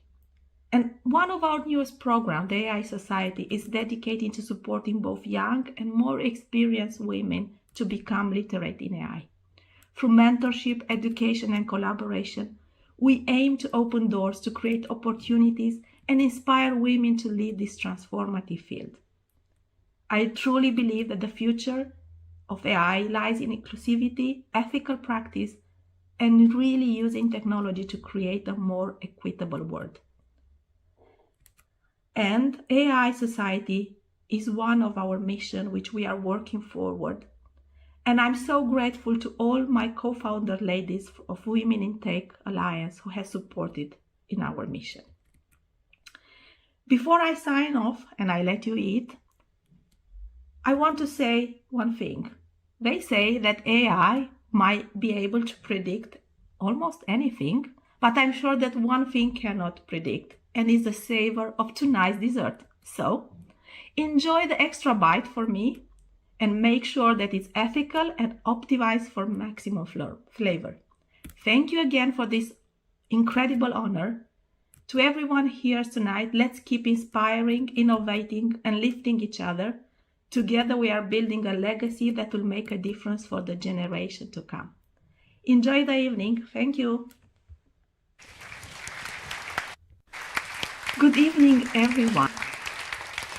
She stole my line there. I was supposed to say that we're going to eat. It is what it is. All right. So what happens right now that we're going to have a second course dinner. So I wish you all to enjoy it, discuss, meet each other. The individual categories are over. So just celebrate. That is what is the most important part. Just enjoy yourself. That is what it is. We see you back in 30 minutes approximately, right? So thank you.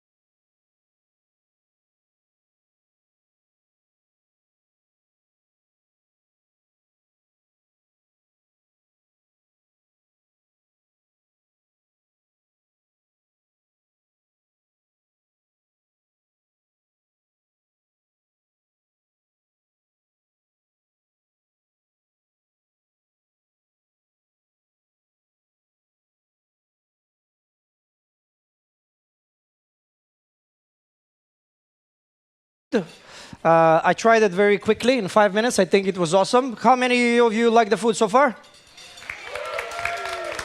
Great stuff. I will put this in my survey so we know that it's good stuff.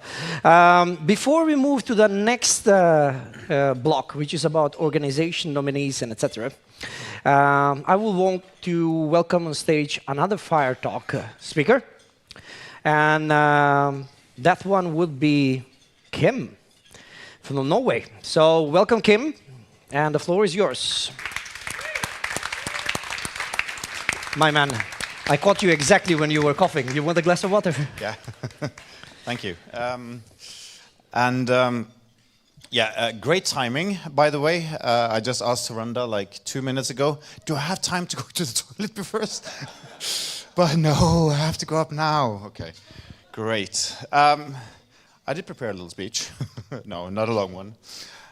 I'm on the clock, yeah. Yeah, I'm not Ingvar. First of all, thanks for having me. Goran, Saranda, Kirill, everyone here at Hyperight. It's honored to be here, honored to be about so many clever, smart community voices, all of you, I believe, to be here today. So, very happy to be here. My first time in person, but not my last, for sure. I also wanted to say, there's a saying that says, never be the smartest guy in the room. I think I can be pretty sure, without measuring, I'm not the smartest guy in this room. Anyways, I think one of the key things to being one of the smartest guys in the room is to be the humblest guy in the room.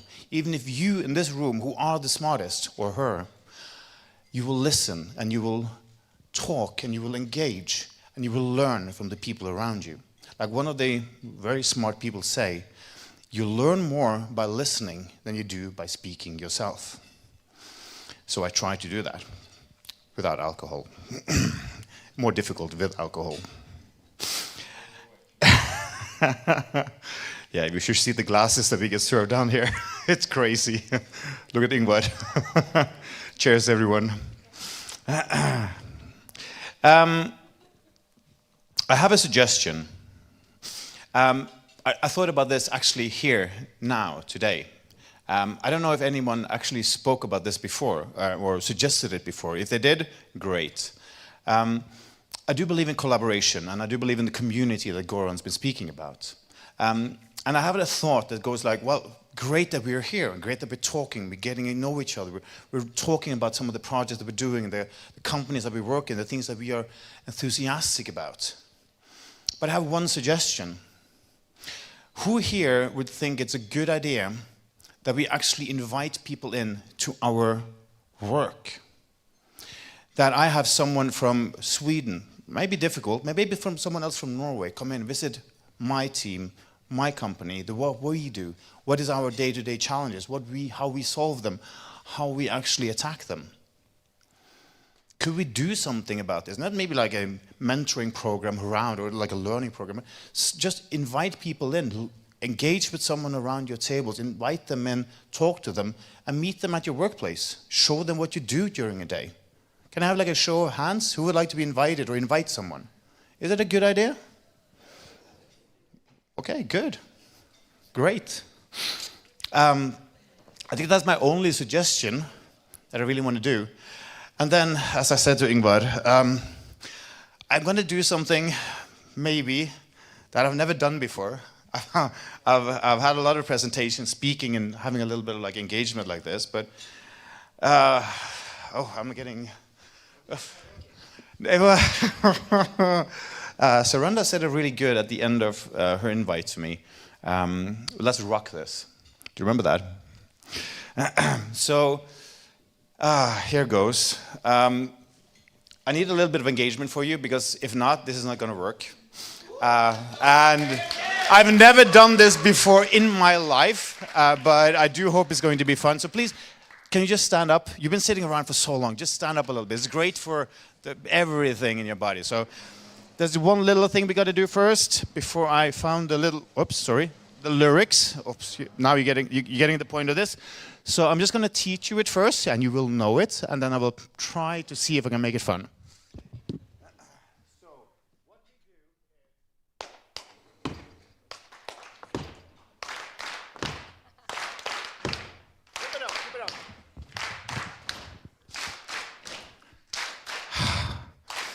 Buddy, you're a great man. Buddy, you're a geek making big plans. Coding in the street, gonna be a big man someday. You got code on your brain, hating the game, kicking your repos all over the place, singing, we love data, yeah, data, yeah. We love data, yeah, data, yeah. Buddy, where's the data? The real hard data. Share it on GitHub and win the whole world someday. You got code on your screen, problems to chase, solving them all at a blistering pace, singing, we love data, yeah, data, yeah. Thank you. And by the way, I tried asking ChatGPT to help me write it. I thought it was shit. So I wrote it myself, actually. Thanks a lot. Thanks for having me. Oh, yes, that was nice. Thank you.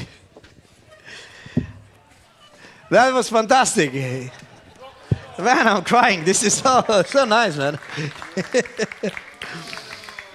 Talking about Norway, coming back to the points of presenting what the country has done this year. The Research Council of Norway has a 5-year budget of 1 billion Norwegian crowns for a founding scheme focused on research on the consequences of AI and other digital technologies for society. 5 is indication that you can click there and go to a report. Norway is establishing regulatory sandboxes and legislative amendments to test specific parameters for new AI applications. And the country is strongly engaged in EU programs for Digital Europe and Horizon Europe, where AI solutions are supported. So congratulations for 1 billion Norwegian crowns. I actually read the report. So, yeah, I know. This is something that preoccupies Goran a great deal. Yeah, I like researchers. I think they're done by some great people. Good stuff. So we are going to the next chapter, which is the organizational categories. But before that, we are coming to a chapter 3 of our play, where I play the programmer and Robert is the preacher. It's good to tell the audience what you're going to tell them. No, but we have some new guests, so just to speak there. Got it. Right, and AI is going to be pre-GPT computer, right? Hey, AI, have you noticed how everybody loves generative AI these days? Yes, it is the emperor's new clothes, admiring what's not fully there. So you're saying that it's all hype, no substance at all? No, it's impressive for sure, but we do stand on the shoulders of giants. So traditional AI, data analytics are often being overlooked, or? Exactly. Remember, Rome wasn't built on generative, wasn't built in a generative AI. Generative AI. Yeah, I think you should skip basically the jokes and skip to the points. Yes. Okay. Yes. Poetry seems to have, or jokes seems to have been a weakness. I will move on to the poems. Amid the surge of models that create, we chase the spark that dazzles in the night. Yet hidden gears and data drive our fate. The unsung heroes guide us to the light. Let's not forget the roots that brought us here, for in their depth a wealth of truth resides. By blending old and new, we'll see more clear and navigate the tides where progress lies. Hides. That makes more sense. Yes. Yes. All right. I still didn't get my marketing strategy, so let's go. Good. Are you all stoked up? We are on the second part. All right. Let's see what is next.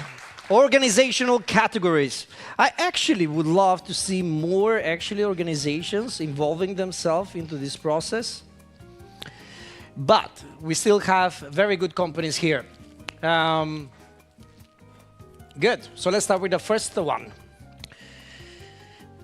Data and AI Transformation Excellence Award. Let's get the hype choo-choo train going. Choo-choo, choo-choo. Many of you know these companies.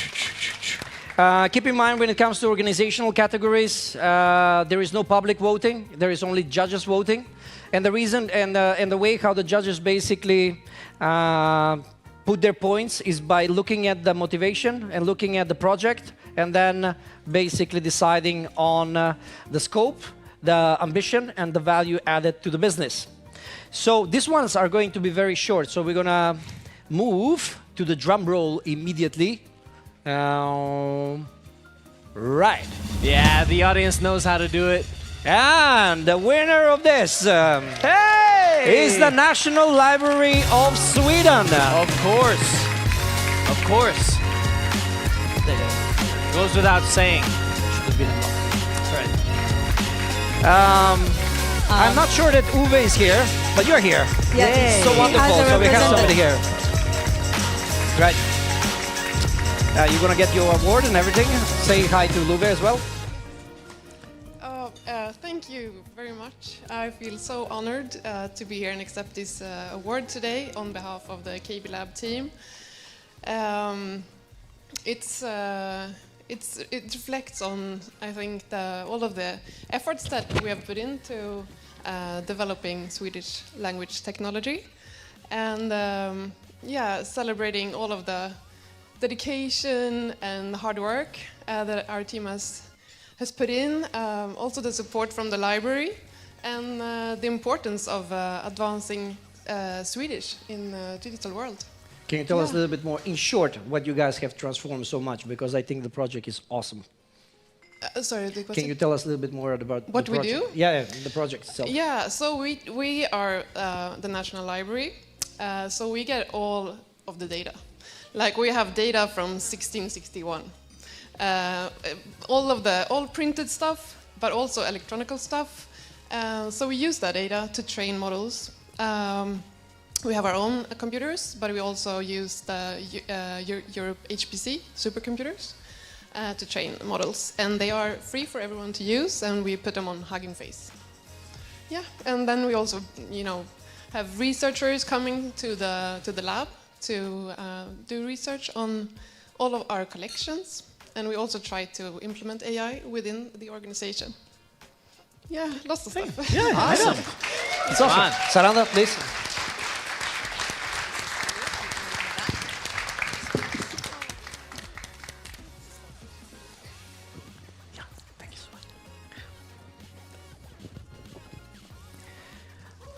Woohoo! All right, I have to admit, I thought that there was a slide in between, but my bad. Let's move to the second category. I will not be so fast this time. Is the Data Management Innovation Award. Robert here, the pre-GPT, will read actually the thematic of the award.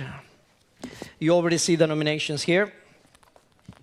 Again, too quick to click. Is this the one where I? Yeah, I think so. Okay, I don't think he knows what he's agreed to. He invoked the Arnold impression. Data Management Innovation Award. The award celebrates an organization that has demonstrated excellence in the implementation and advancement of data management practices. This award honors innovative approaches to data governance, storage, integration, and quality management that have led to substantial value creation. The winning organization should showcase how the data management strategies have enhanced decision-making, improved operational efficiency, and supported scalability, ensuring that the data remains a vital asset for the long-term success.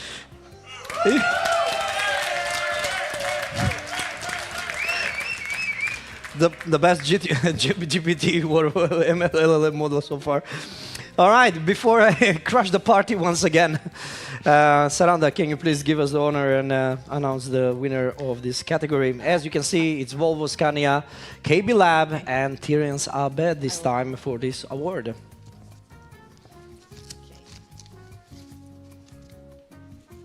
Yes. The Data Management Innovation Award goes to Scania. Yeah!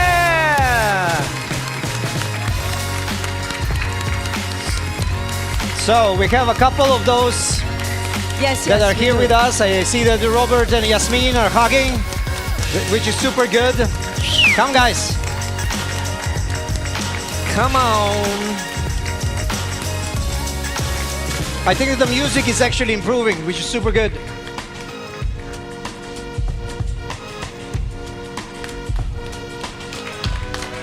Way. There it goes.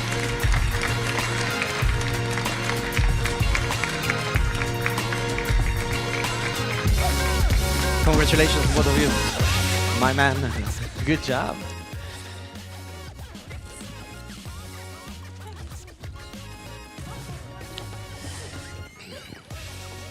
All right. Here we go. Here we go. No, Jasmine will talk. Well, talk with the people. yeah, and I'm shaking, and I'm not preparing. I haven't prepared any speech. Yes. Surprisingly, nobody prepared a speech. Yeah. We prepared last year. Yeah. For your team, a little bit extra. But this is our journey for master data management. Now we have it for. We started 8 years ago. It's been really challenging. We have worked through lots of opportunities, challenges. We have enabled Customer 360 in Scania. We have enabled the data mesh in Scania. We are supporting operational and analytics in Scania. And we do everything. We have 16 stakeholders in Scania also. And I would say our implementation, it's a traditional, what you call it, traditional technical implementation. However, it's untraditional, the way we have went through governance and data quality, and we believed in ourselves. You had, Robert, a very good vision. Yeah, yes, we had our good times, our team also. We had our arguments. But however, we supported each other, business and IT. So I'm very happy for that. Few words to Scania and our guys. All these years, I think, Jasmine and we believe that we will prove that Scania is the company data-driven. We got the message for many years ago from our CIO, and that we should prove this. And I think that this award which we got here, this is the proof. We are really, really data-driven. Thank you very much. Thank you for appreciation. Thank you. Thank you for this award. Yeah. It's fine. Congratulations. So many years. I have with you. By the way, how many of you have a white shirt that says Scania on it? There we go. Next year. I'll take it. You can take the microphone, no problem. All right. So fantastic. This is how it should be. So we are moving quickly to, let me check just so I'm not making mistakes now.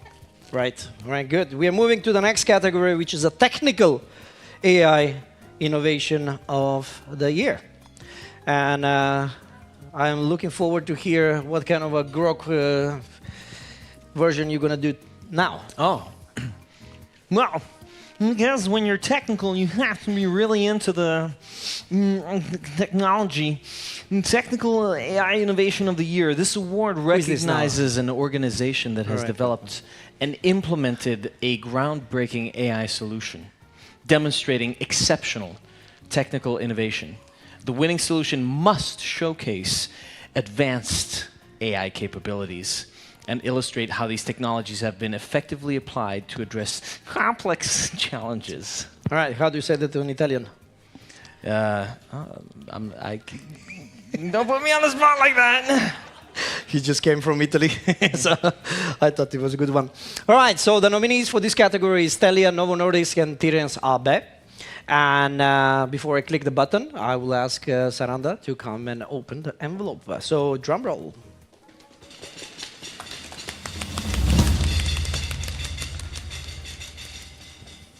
Right.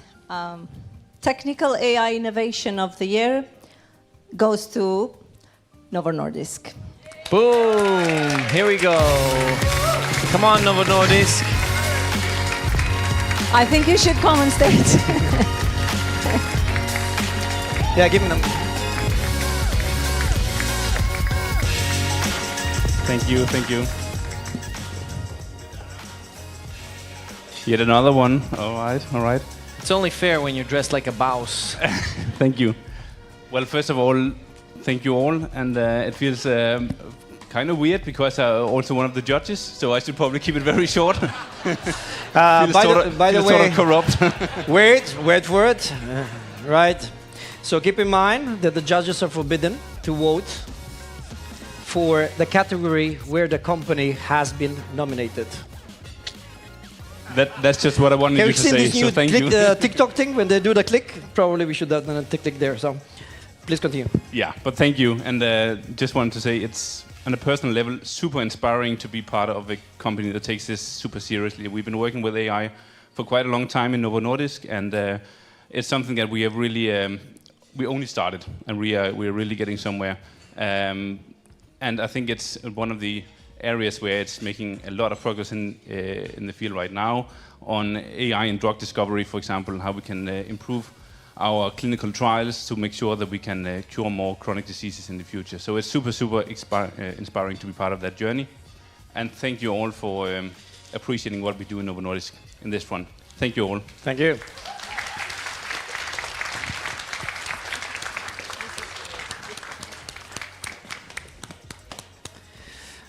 All right.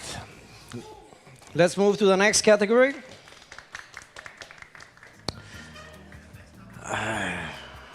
Next time, middle layer. Huh? Then the next category is AI-driven business excellence. Italian, please. Buongiorno.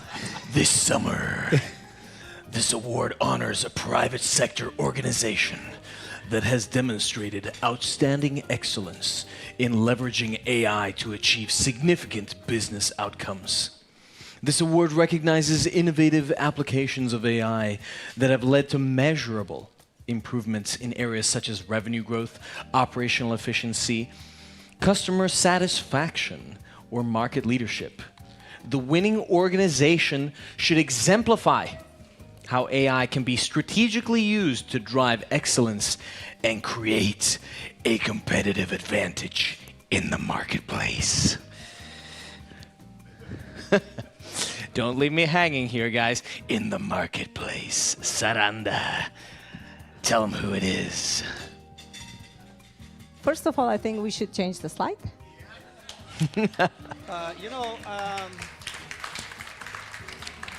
Some technical back things that needed to be taken care. How many of you know Robert and his band and what he has been doing for the past? So he's like a fully professional musician playing in a progressive metal band.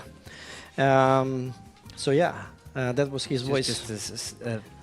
Just a sneak preview. Sneak preview, yes, yes, exactly. So, the movie. In this category, we have ICA Gruppen, Semco Maritime, Volvo Penta, Novo Nordisk, Swedbank, Tirens AB, and Telenor IoT Connection AB. So, Sarada?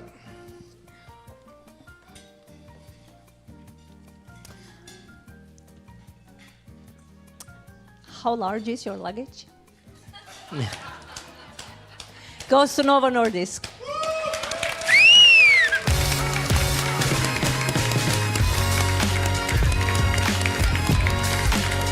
All right.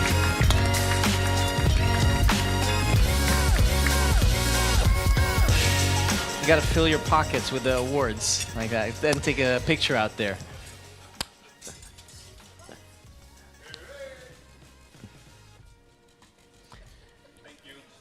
I mean, he's going to burn the camera. He's like, you're burning the camera.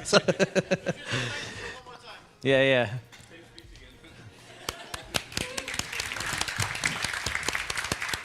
It's a great project. Great. And the final one for this block is going to be the AI-driven Business Excellence Award for the public sector. This, it's a new, basically, category that we implemented this year. And we're looking forward to work with that in many years to come, because I believe that the public sector will accelerate very quickly. Although we are around 10, 15 years behind, but that is what it is. I think we have an opportunity to leapfrog. Please.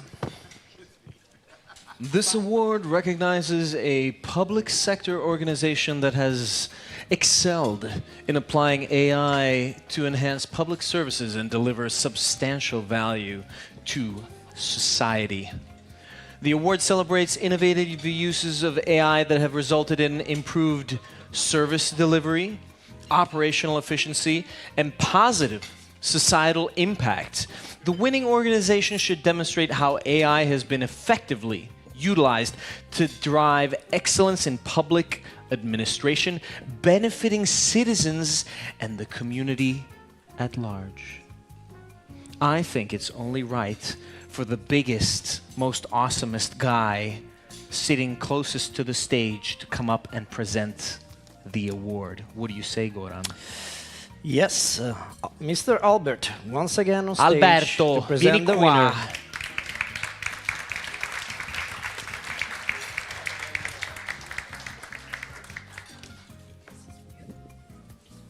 So Goran, how many minutes do I get? Can I do the whole sales pitch or? Okay. Sorry. No, you can. You can if you want to. You have 30 seconds. Elevator pitch, please.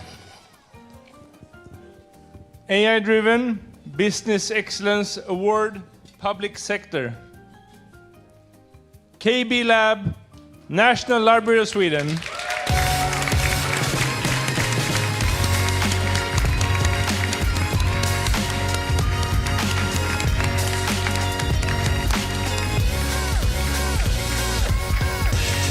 Snyggt.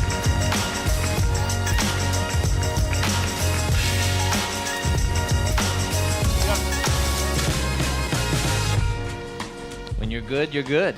Wow, thank you. I don't know what to say, but thank you so much. The KB Lab team, I'm really proud to be a part of that, and also the library, it's amazing. Yeah, thank you so much, and I also want to thank Love, of course, who's the head of KB Lab. He couldn't make it here today, but this is all because of him when he started the KB Lab. Thank you.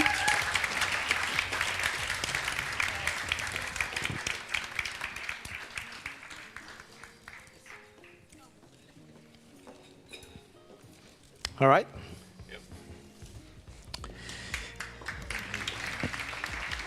All right.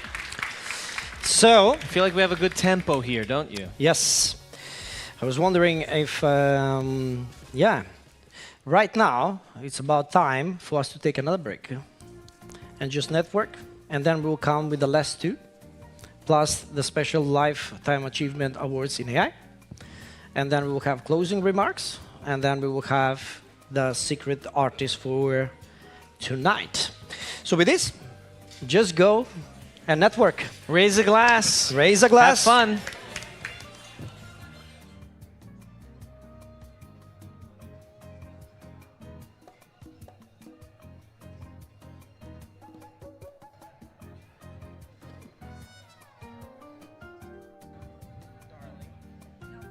How do I find, I'm missing 2 cards. So this thing is supposed to have a poem after it. I think that's basically it. Yeah. That's fine. Take a screenshot of the thing that send it to me on, so you have me on WhatsApp? Or something? send it on LinkedIn.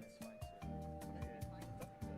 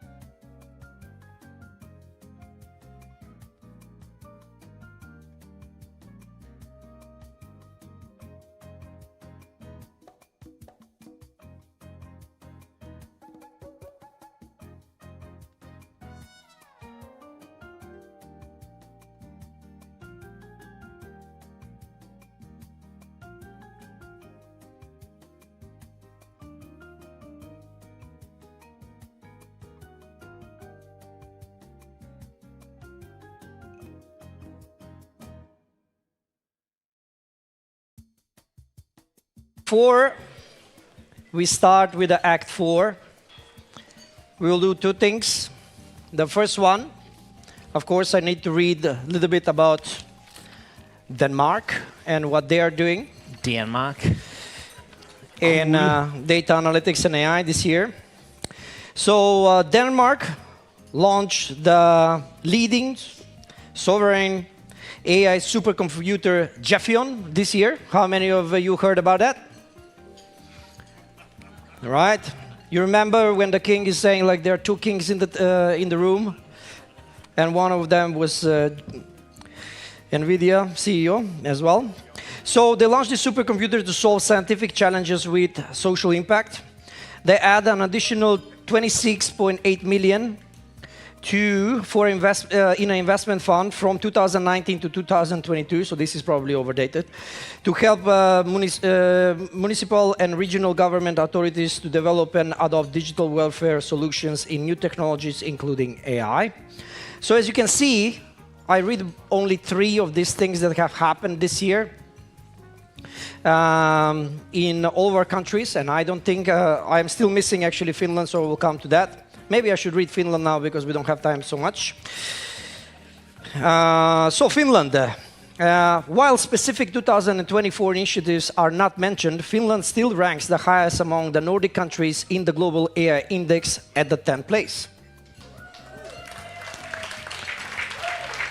All right, kudos to you guys.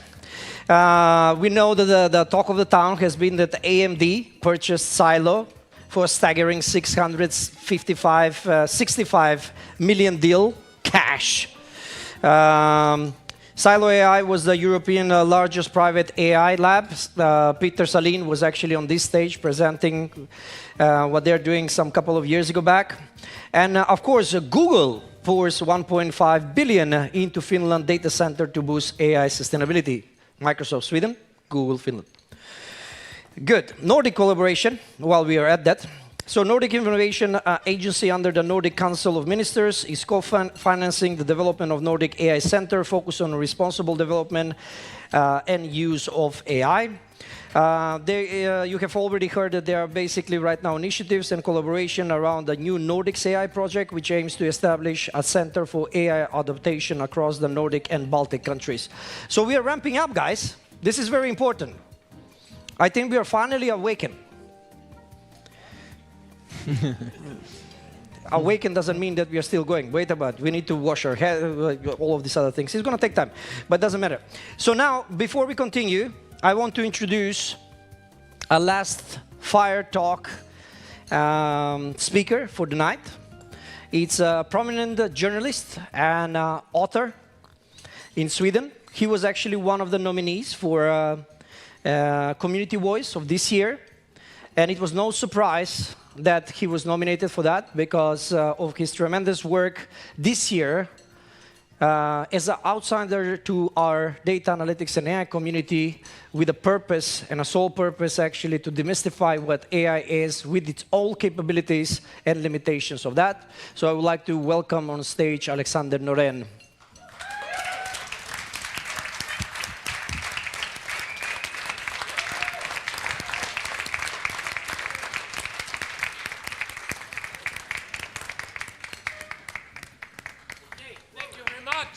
Thank you. Thank you. So great to be here. So nice to have you here as well. I will lead it with a question and then I will leave the floor to you because you're the maestro. You have mastered this scene for a long time. For you as an outsider to this data and AI community and as a journalist and a book author, for me personally it will be interesting to learn a little bit more about your journey or your experience and your outsider view to AI, potential benefits, outputs, and also negative things about it. So the floor is yours, and the crowd is yours as well. So, thank you. Well, my background is I'm an economist turned journalist, and then a couple of years ago, I was the tech correspondent for Swedish Public Television, SVT, for a couple of years. And then I migrated over to my current role as a business senior business correspondent with a special focus on tech. And during my years as a tech correspondent, obviously AI was a big part of what I was covering, but it was still under the hood. So that I had to open up the hood and say, oh, there's AI underneath that. Look, this is how it works. This is how the cogwheels are turning. And then came generative AI, and it blew in our faces, and all of a sudden, everybody was asking, oh, AI seems to be changing a lot in this society.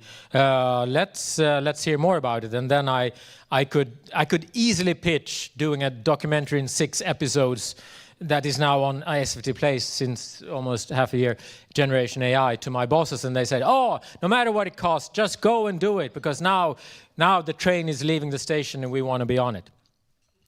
And then recently I asked them, okay, let's do a follow-up. I just managed to cover 6 different themes this spring. Now I have these 6 other themes that I want to do, so let's do a season 2.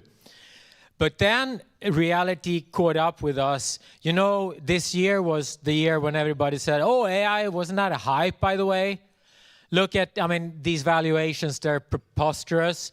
And by the way, haven't businesses not started using it? Where's the productivity gains?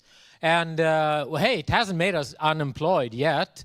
And ChatGPT is just giving you gibberish back. You can't trust that. So this AI thing was a bit of a hype, wasn't it?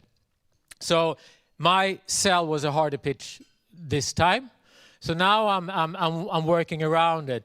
I'm doing an episode by episode, not calling it an entire episode, season 2. I'm just saying, by the way, isn't disinformation pretty important? We have upcoming elections this year that might change the course of the trajectory of society. And if disinformation is pulling the needle in either direction, maybe that's an interesting thing to cover. And by the way, you know, AI is power boosting this. Oh yeah, sure, go do an episode about that. So that was Fake Fabriken that we released a month ago. And now I'm working on my next episode, pitching it on some other trend in society that's important to highlight. By the way, AI is under the hood there as well. So that's how I'm working these days. And I don't know how you are, what your reality is, but you probably all know that, you do know, otherwise you wouldn't be sitting here, that it is going to change very much, and it is changing very much. And my work as a journalist is to show what it will be, what it is, but more I think what it will be, because what I think is lacking in society and the debate today is the consequences of what all of you are doing and how technology is transforming our society. Because if it's just a bit as much of the hype that we have talked about, if it's just half of the truth that this is our industrial revolution, then my God, then we're in for something, and we're not really prepared for it. For instance, if we talk about this productivity thing, how will you use AI in business? Will you use it to do layoffs, to cut down, to increase profit in the short term so that the next quarter will look good on the stock market? Or will you use it to be in pole position and number 1 and produce more and better? And maybe if we all do this, productivity will give us gains that we can share so well that we won't be fighting over the crumbs that are left. So I think it's in our hands. It's in the hands of business leaders. It's in the hands of innovators. It's in the hands of technologists. It should be in the hands of politicians, but it's not yet, because they don't seem to get it, in my opinion. At least there's no debate about it. It's in our hands to choose what destiny we want to have. How do we want to use this technology? It's not like it's going to happen by itself. Of course, you can't stop a technological innovation. Once we know how to use fire, we will not say, by the way, you burnt yourself. Let's forget how we would start a fire, because it can do a lot of good as well. And no one wants to be without fire, and the same with electricity, and I'm sure the same with AI. But we can choose how to use it responsibly, to learn how to avoid the pitfalls, but also try to figure out how it can bring prosperity to society, more than perhaps just to the few that will be the first ones to know how to use it. So I think my role will be if I'm to make a mission statement here, to try to start this debate. And I hope that all of you will join in and do what you can to have discussions about how do we use AI for good from here on. Yeah, I guess that's maybe what I wanted to say today. Thank you. Thank you, Alexander. And, Goran, where are we? There you are. Yeah, I'm just wandering around. Thank you so much for this. It's a pleasure to have you here. Thank you so much. All right, so let's move with the next chapter. And the value. The word that everybody loves. So until now, we covered the builders. Yeah. We covered the rest of them. Now we're coming to the last two, which is basically about value and a false prophets that I have been prophesying the entire night. Good. All right. We play the same thing. Here. Get into character. I'm sorry. Let me sit down. Okay. Here. Why is delivering value like finding a needle in a haystack? Is the value the haystack or the needle? Well, the needle is the value, and the hay is a business reality, actually. So I don't know what you're talking about. Well, as Sherlock Holmes said, once you eliminate the impossible, whatever remains, no matter how improbable, must be the truth. I'm not very sure we should be so confident, Mr. Pre-GPT. Well, I do know a lot of things, and so I can quote other intelligent people. And so as to quote Socrates, I know that I know nothing, but at least I admit it. Did he really say that? Not pretty sure he said that. He said that in my story, at least. Well, in my story, you're better in jokes than stories. Or no, maybe in poetry, sorry. That's I think we had a Freudian slip there. Are you yes, we saying had. that I was... Did he say that as well? Yes. All right, cool. So, well, at the very least, my intelligence allows me to note a cue when I hear one. Identifying needs, analyzing, unpacking. Thought for 13 seconds. I know what to do. AI consumes the data we supply. It crunches numbers, thinks the money's near. But when we ask, so what's the ROI? It shrugs and says, I'm still in beta here. Our AI claims to know the market's whim, predicting trends and changes over time. Yet when results come in, we're in the dim. It seems our smartest bot just wants to rhyme. All right. All right. I can give it that. No problem. All right, for the next categories. I'll just give a small, fun bit of trivia to people here. Before the latest version of ChatGPT, it was impossible to get the bot not to rhyme. So there's this thing called blank verse where you don't rhyme. Rhyming is for the common folks, but fancy people don't rhyme, like Paradise Lost, and it doesn't rhyme. If you ask GPT to write something that doesn't rhyme, it cannot do it. That's why all of our jokes rhyme. Yeah.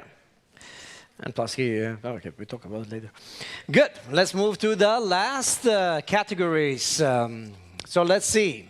Generative AI Excellence Award is the last of the enterprise or organization awards that we have this year. Robert, go ahead. The award recognizes an organization that has successfully implemented generative AI technologies to create significant value and drive scalable solutions. This award honors projects that demonstrate innovative use of generative AI, leading to measurable improvements in product development, customer experiences, or operational efficiency. Not XOR, or. Could be anyone or all. It's a little bit tricky. I'll teach you later. Yeah, we'll do that. And Miss Saranda, come and please open the envelope. Come on, a little bit of joy. I know that you're all tired. Let's do this. It's the last part.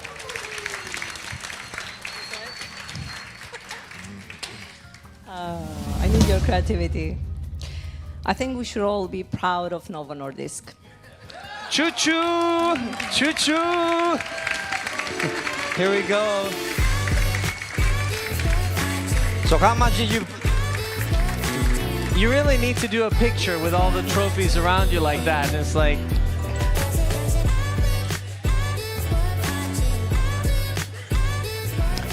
I think he needs a bigger luggage. It's not easy being greasy. Yeah, I would need a bigger luggage. Thank you. Yeah. Besta bura. No, thank you. And it's not right that I'm up here accepting all of these amazing awards. It's for this especially, and there's a huge team behind it. The AI Center of Excellence in Novo Nordisk. Peter Vester already won a prize. He's part of that. He should be here today. So all the credit goes to them. But thank you once again. All right. Thank you. And for the grand finale of the awards for Data Analytics and AI Readiness Awards this year, we have the pleasure to announce the last category. I'm very scared to click this button, so I don't want to mess up. It's a big one. I'm not clicking it. I will actually invite one of the... Let me click it, actually. I'm not clicking it. I will ask, actually, Anders Shoptek, who is a previous winner of this category, to come on stage and explain what the category actually means. And keep in mind that this award is not something that you can be nominated for. It's not something that is due to public voting or anything like this. It's an award that actually only 3 people have gotten it so far. And these 3 basically people, then they're having a small committee that is becoming larger every year and doing quite a lot of research and then basically appointing the person who should win the best. So, Anders, the floor is yours. Thank you very much, Goran. It's a pleasure to be here to present the most prestigious award. And the winner is Novo Nordisk! Oh, okay, sorry.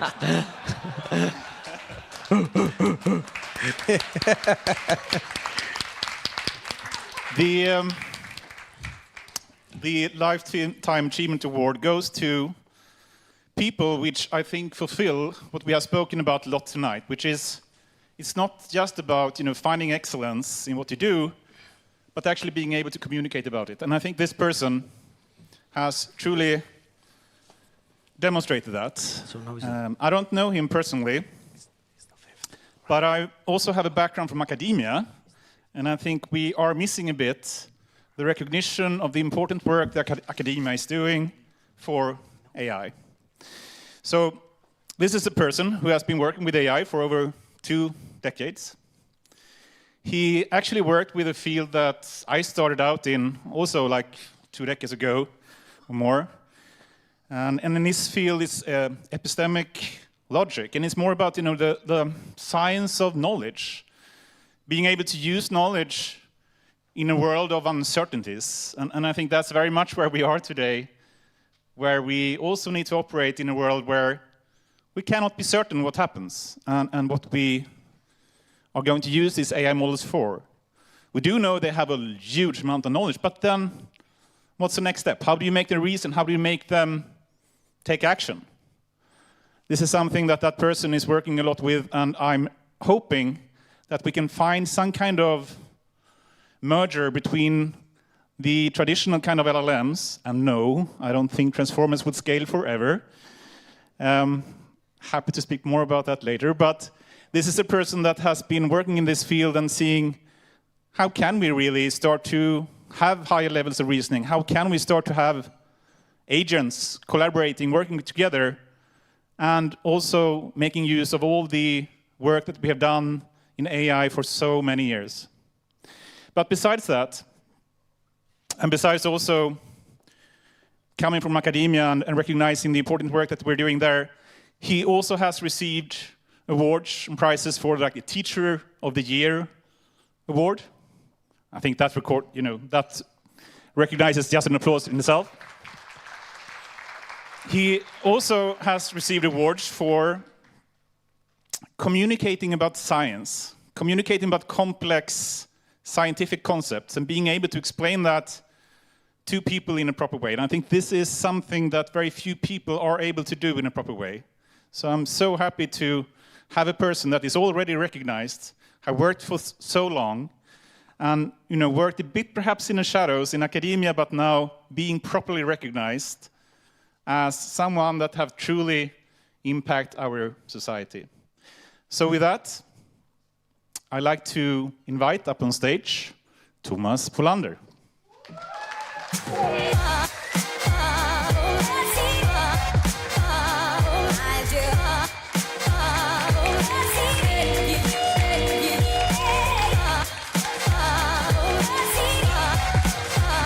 Congratulations. Congratulations.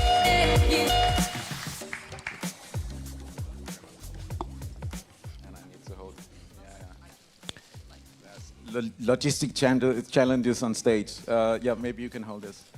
Thank you so much. Oh, wow, what a wonderful nomination. I'm of course super proud to receive this award, like Lifetime Achievement Award. It sounds way cool. It also sounds as I'm getting a bit old, but okay, fair enough. Yeah, that's true. I got glasses. No, he's not. Yeah, it's Come a on. few years old. Guys. Yeah. Yeah, no, it's a few years old. Yeah. Anyway, so about a few years old, when I was a kid, I dreamed of becoming a musician. So if I was dreaming about receiving an award, it would be like the Best Jazz Album of the Year Grammy Award or something. But this is also cool. And then I kind of grew up, well, at least I became a teenager, and then I thought, okay, yeah, so maybe I should come to my senses. And I thought, okay, I'm never going to become a professional musician unless I have a really super powerful amplifier that we can use for our concerts. So then I started building very powerful amplifiers. And then for many years when I went to high school, that was the thing I did. And then I wanted to build the best amplifiers on the planet. And I'm not sure there's an award for that. But if there had been, I would definitely have wanted to receive that. But again, also this one is nice. So I started studying electrical engineering because I wanted to build the best amplifiers in the world. And then I discovered mathematics. And of course, I mean, okay, you kind of have to know a bit of mathematics if you have gone through high school. So of course, I knew that mathematics existed. But the difference was when I came to university, I understood how cool it is and how creative it can be and how powerful it can be to model like phenomena in the universe, like how and why and in which way the water flows and the flowers grow. And right, you can model kind of essentially any aspect of nature, and I got super fascinated by that. And then that was also the end of my amplifier building career. And then I thought, okay, so what is, now I actually need another hand, so I should put this away. Yeah. So then I thought, okay, if mathematics essentially, in principle, can model anything, right? So anything we have in nature, what would be the coolest thing to try to model? And then I thought, okay, what is somehow the most intriguing, complex phenomena in the known universe? That's what sits inside here. Okay, not necessarily my brain in particular, I mean, despite the award that I got, but I mean human brains in general, right? So that's like one of the biggest mysteries. So like trying to understand that, and of course there's a limit to what we can do with math because it depends on what math we have available, all that, right? But still, I mean, that would be one of the most interesting things to try to so that's about human cognition, it's about our reasoning, it's about planning, it's about our logical reasoning, as Anders talked about, it's about perception, it's about associations, it's also about all the things that generative AI does, of course, right? But it's kind of trying to build mathematical models of aspects of cognition because you need that. You need to create mathematical models to put into computers and robots if you want them to be able to think or behave cognitively appropriately, right?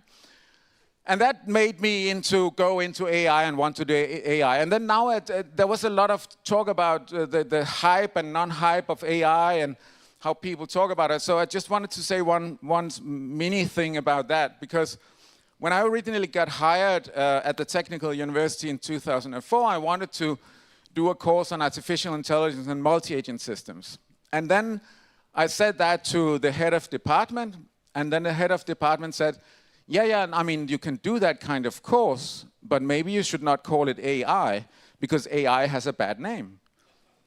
And it's really interesting, because this hype and this, like, it has been happening. I mean, now I've been in the business for 25 years or something. It has always been like that, right? It goes up and down. I think it's because AI is somehow, it's catching our somehow imaginations about what this is and what it can become.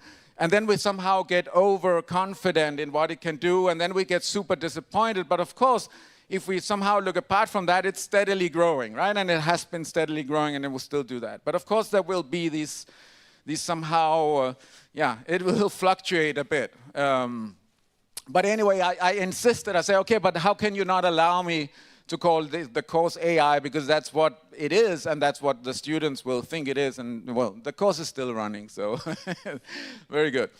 Anyway, so then if you model, if you want to like use mathematics or to kind of understand cognition or model aspects of cognition to build AI systems, of course you can focus on different things. And then I started to focus on social intelligence, because I thought social intelligence is super cool, right? We are here together. There's a reason for that, right? So it's about like understanding each other, of course, and trying to take the perspective of others. What is it that happens in our brains when we do that, and how can we make computers and robots do the same, so we can have more efficient and socially capable robots, for instance. And that's kind of like the rest of my career has been about that, essentially. And then, of course, a lot of outreach and communication and being in various think tanks and commissions and stuff like that. But that's somehow my research track, right? And well, that's kind of the reason I'm standing here now. So again, thanks a lot. It's way cool to receive this award. So, thank you, everybody. Thank you.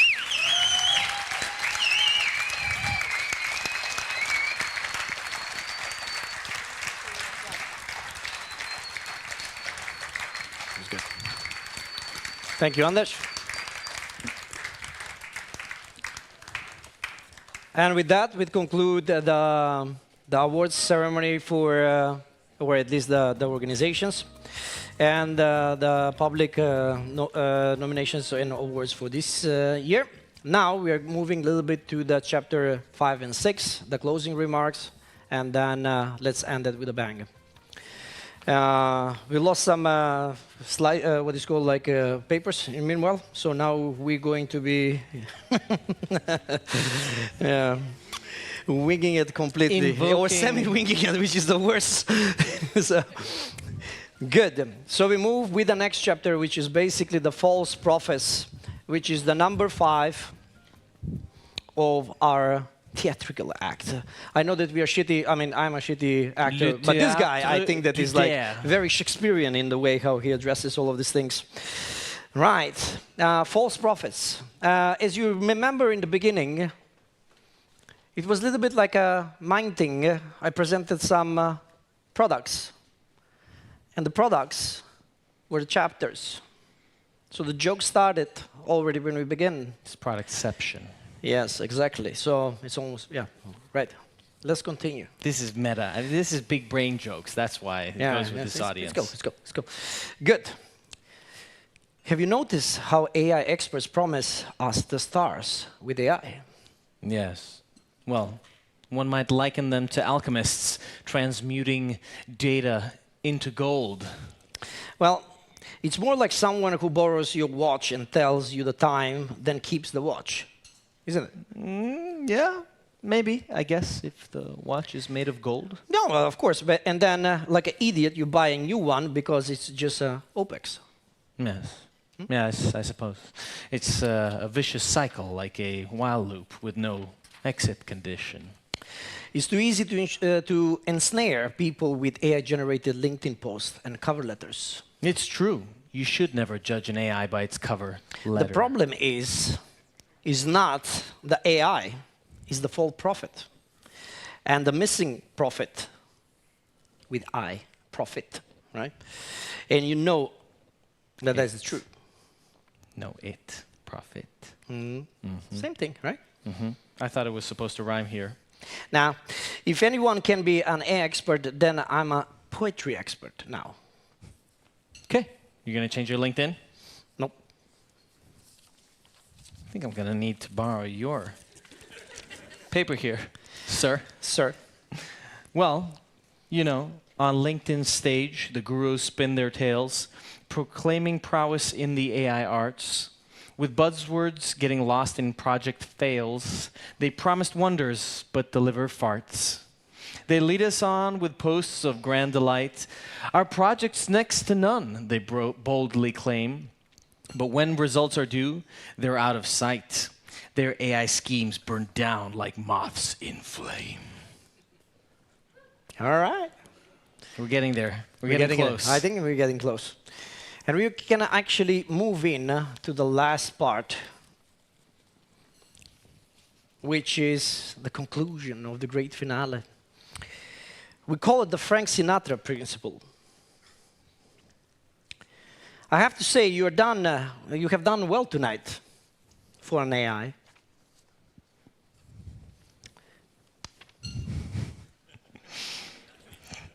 ChatGPT always needs help. Connection is not set up.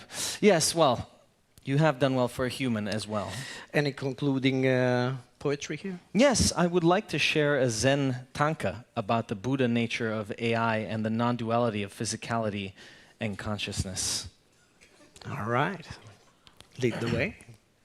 Keep in mind the number of syllables and everything. This is almost like a haiku. Winds over seas of data churn the numbers into a froth.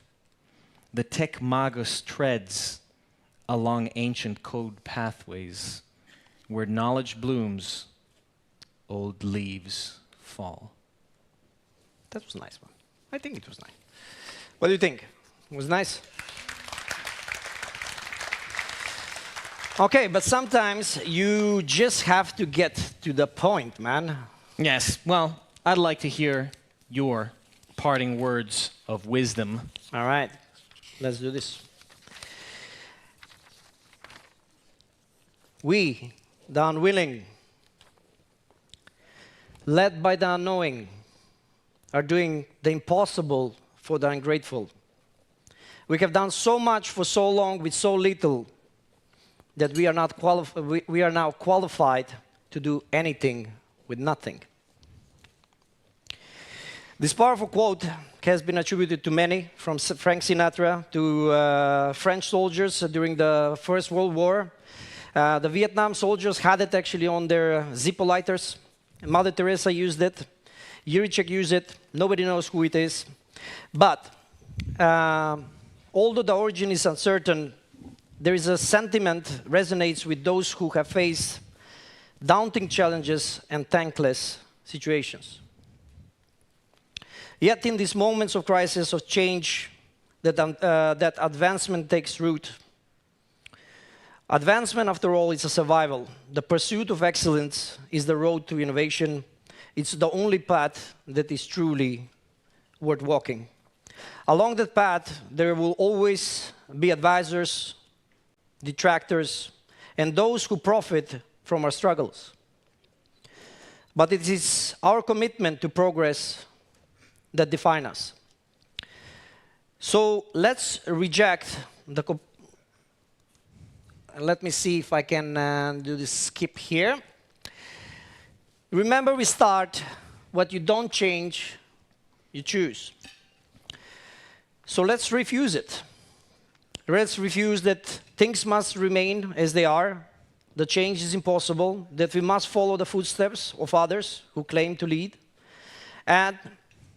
or that someone else should take the charge in our place. I was speaking before that you are the ones that actually needs to speak with the management, the public, to make them sure what is actually needed, what is actually the limitations and the objectives and the possibilities with AI.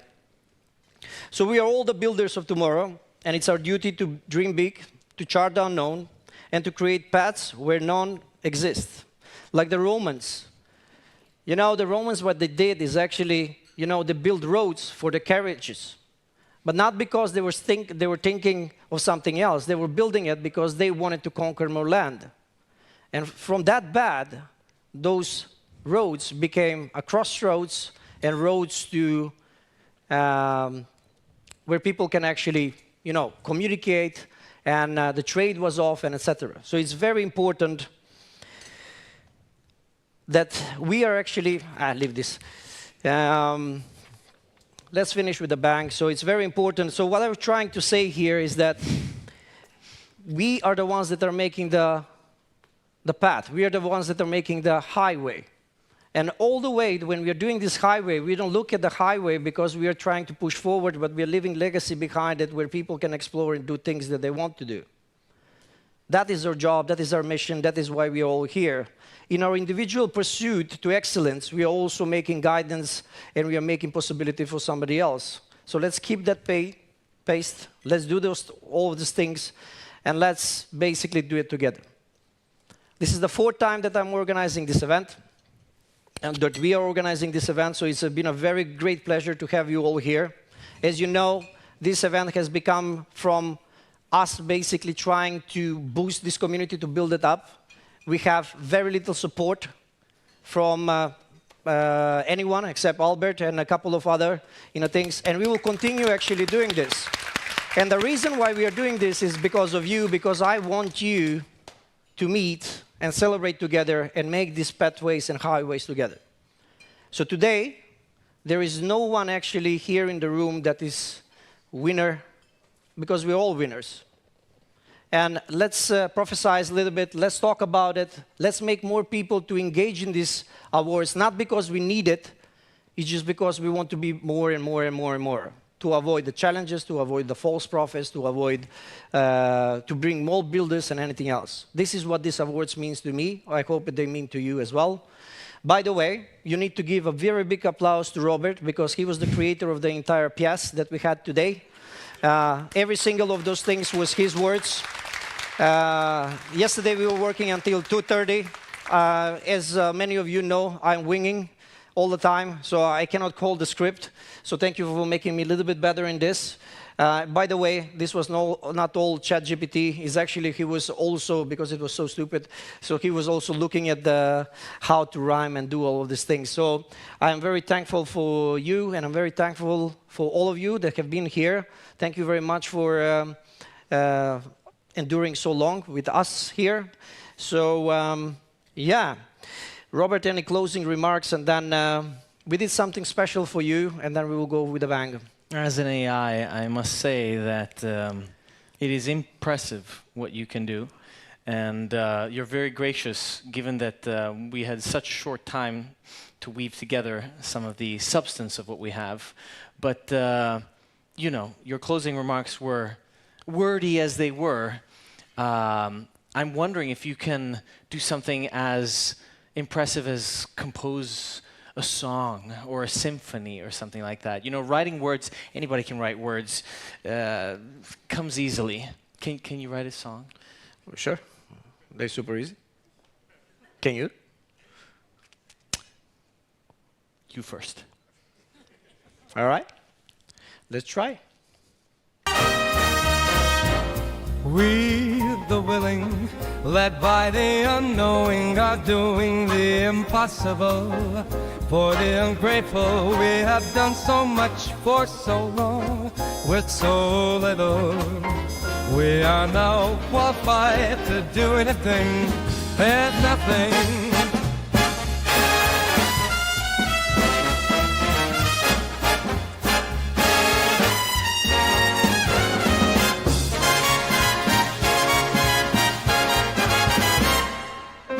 This song requires no effort to make, just a spark of an idea. then I let it bake. Cause AI is the ultimate tool, makes a person look effortlessly cool. It's the future, my friend, no need to pretend. I sort of generated a dope to the end. Every click we're rewriting the game. It's time for you to say my name. AI, you're goddamn right.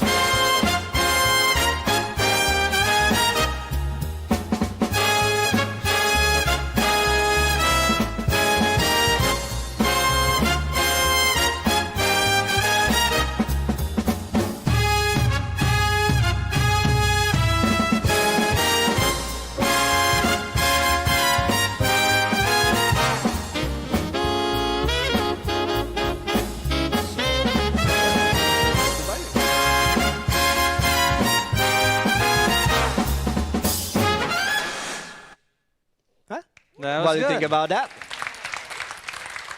I will concede defeat to the humans for today. Thank you so much for tonight. In a couple of minutes, we will be preparing for the our secret artist for this year. I hope you will enjoy it. We have actually we found a band that I truly admire. It's somebody that we also are very close with. And I think that you're going to envision something, you're going to experience something that is in the making.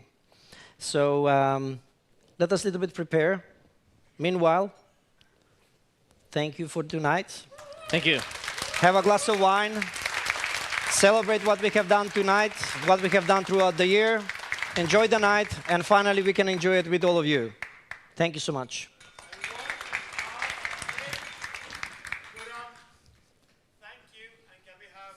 Saranda, yes, please. Everyone from the Hyperight team, everyone responsible for this event, thank you. Thank you. Thank you. Thank you.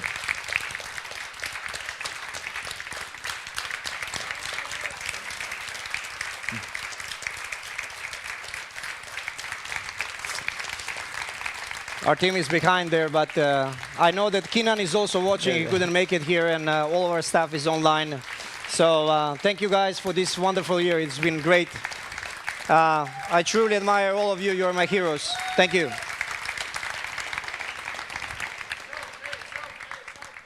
Oh yeah. Oh no, we need to do selfie. Wait. Yeah. You know, I was you know, I was taking my selfie-ception here. Come, let's go. Let's do. Let's go.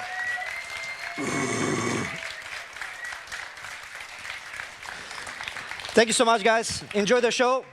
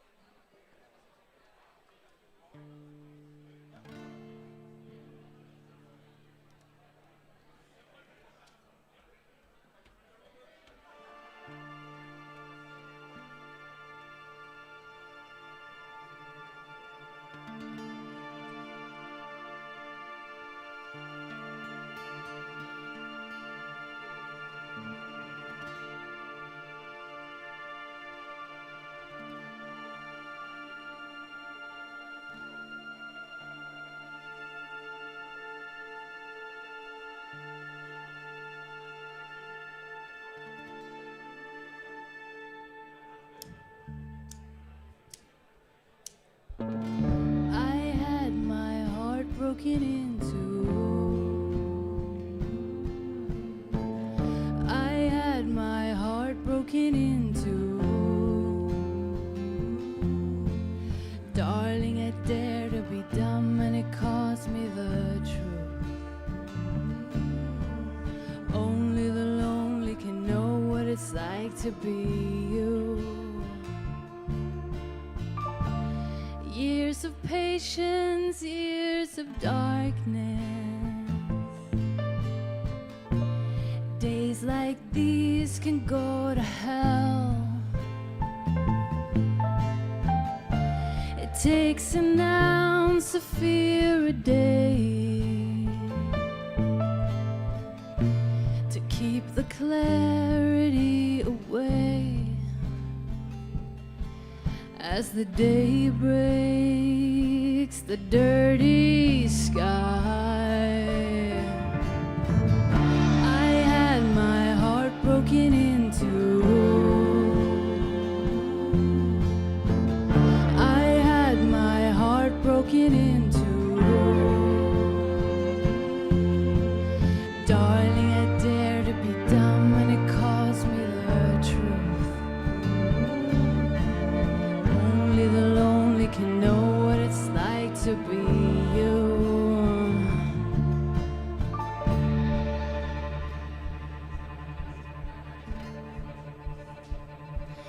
Ill prepared to cross the ocean, ill advised to stay ashore.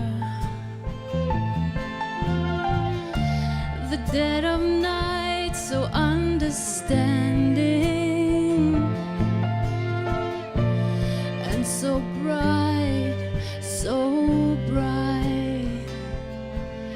As the day breaks, I realize I had my heart broken into. I had my heart broken into.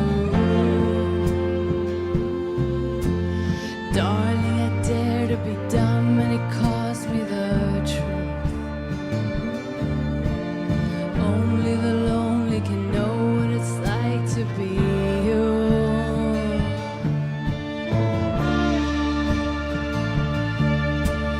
Only the lonely. Only the lonely.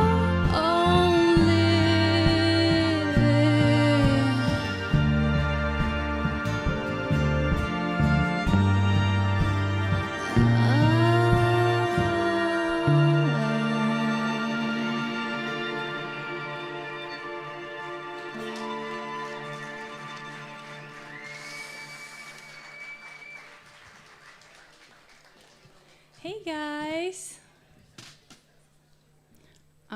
It's been a long night. We are Savian, and we have come here to save you, actually.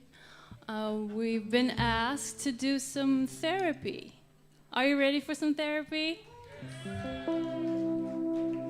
So we are actually doctors, and we're gonna use music to brighten your night.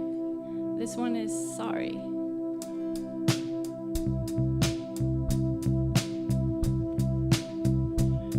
Considering how long it's been since any skin has felt this thin, a miracle to feel it all. The ugly truth that made us fall. And now you're falling in love, and I'm falling apart.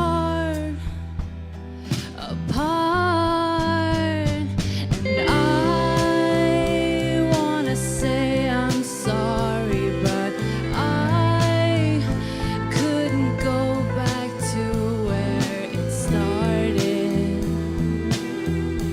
to wherever it started. And I wanna say I'm sorry, but I couldn't find just where my heart is. I never know where my heart is. So far behind, what made us blind?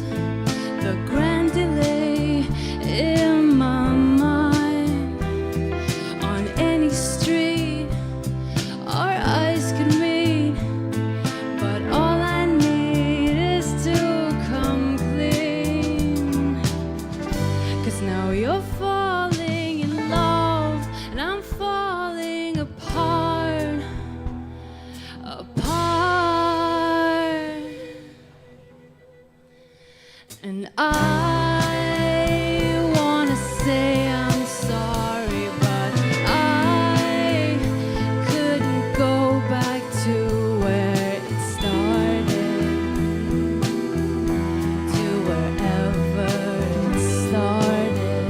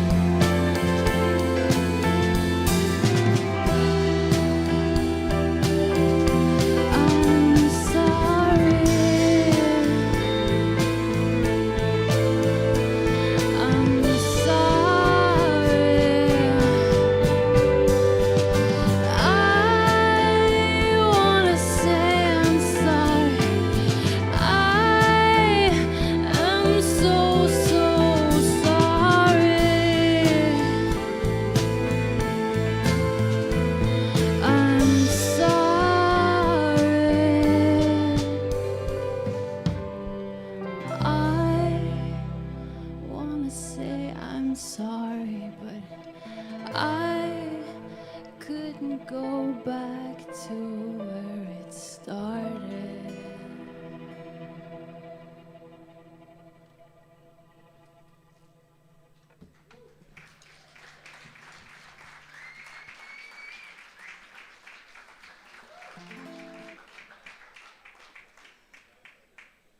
So this one is a little morbid.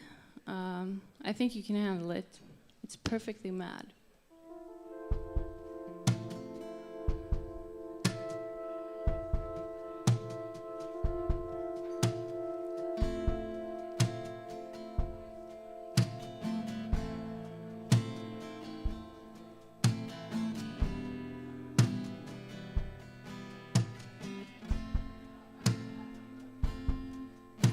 Say I died tonight. At least I had this dream of baby you and I. And what could have been if I was perfectly mad? It was worth a try. Spending time not worrying about days going by. It was worth a try to be perfectly mad.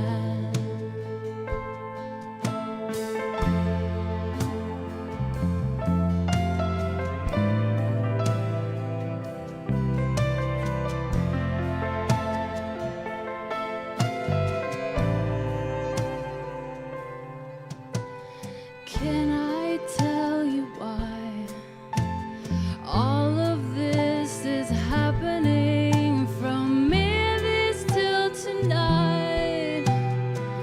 You'd think I'm high, but I'm just perfectly mad. At 0:25, this is what I need when the alley comes alive to put me to sleep, when I'm just perfectly mad. Oh, I'm perfectly mad. There were times when I was flawless, times when I was bad, times when I was gorgeous and sad. And there were nights I didn't give you all that I had, those nights when I was perfectly mad.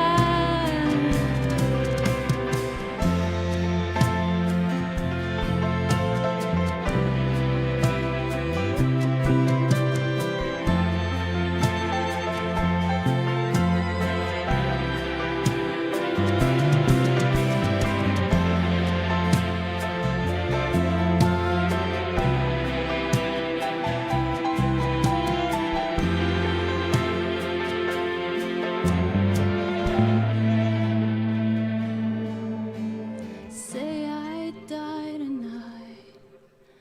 At least I had this dream that I was perfectly mad.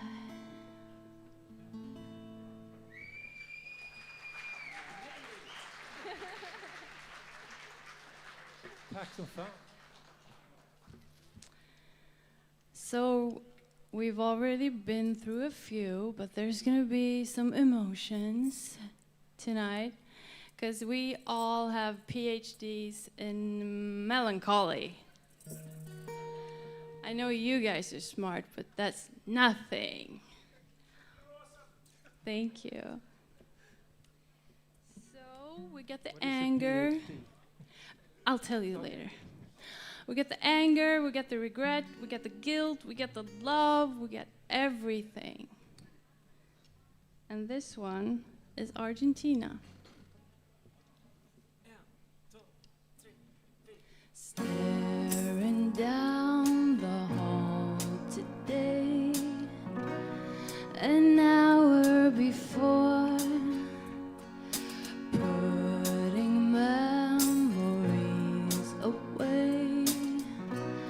like there's nothing more to the tiny set of figurines, the spoons and my vitamins, the old phone,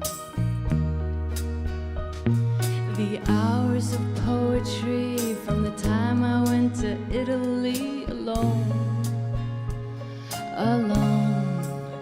You could have told me so in Argentina.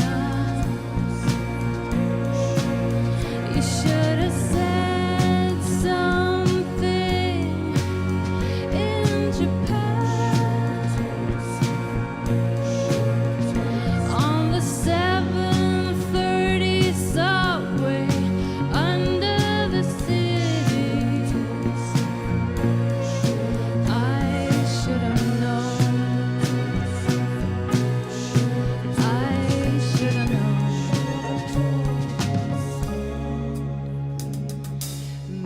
Mid-September years ago, a new set of keys, now wrapping up before the snow. How hard could it be? Just a tiny set of figurines, my brother's silly drum machine, the old phone, and the hours of poetry I should have let you read alone. You could have told me so in Argentina. You should have said something in Japan on the 7:30 subway under the city. I should have known. I should have known.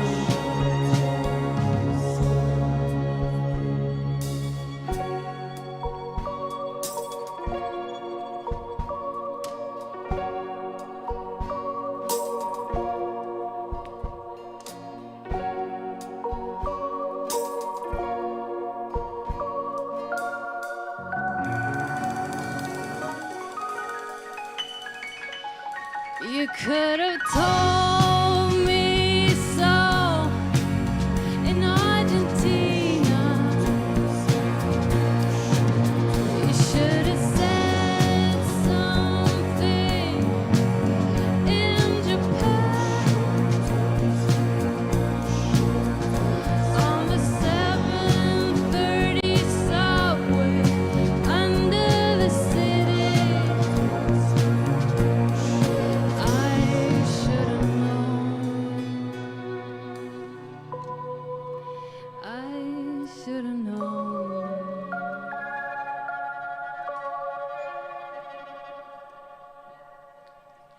Yes.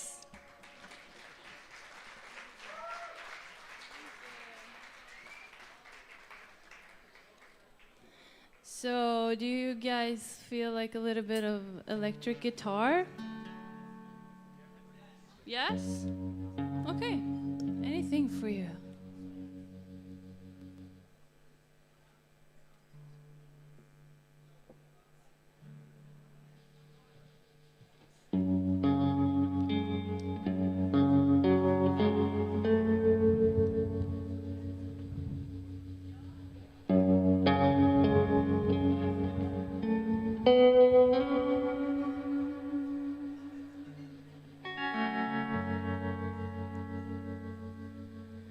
Missy, Missy, tell me all you know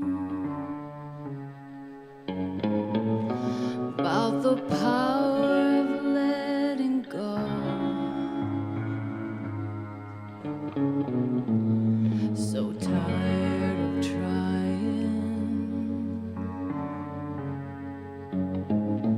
when your eyes are somewhere else. A fairy dust evaporates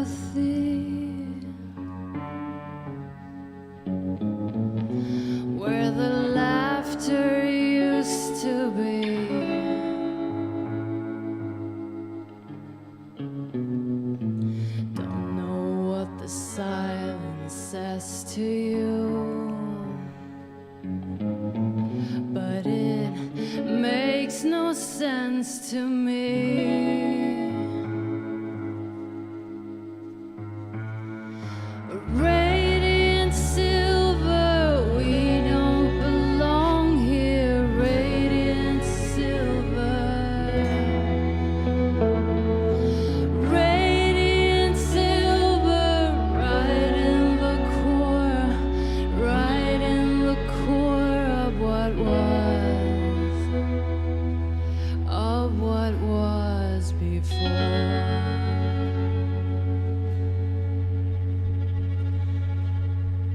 I genuinely wanted you to know the reasons why I had to go.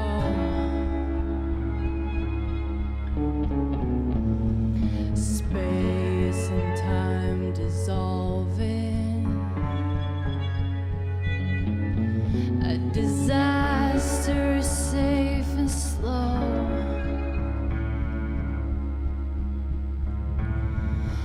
Radiant silver, we don't belong here. Radiant silver. Radiant silver, right in the core, right in the core of what was. Radiant silver, we don't belong here. Radiant silver. Radiant silver, right in the core, right in the core of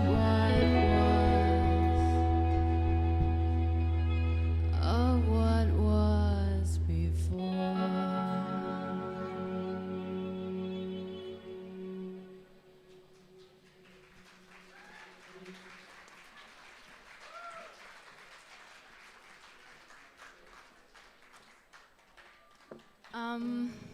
So since this is therapy, musical therapy, and you are the patients, we need to talk a little bit about your dark side, okay? And we're actually here to celebrate your dark. Darknet. That is You something you don't have a dark side? Darknet. Oh, it's darknet. Oh yeah, I get it now. This one is really about the alter ego. You know, the part of you that messes up and stays out too late and drinks too much, maybe. And mine is called Charlotte, because everything is prettier in French. So here she is, Charlotte.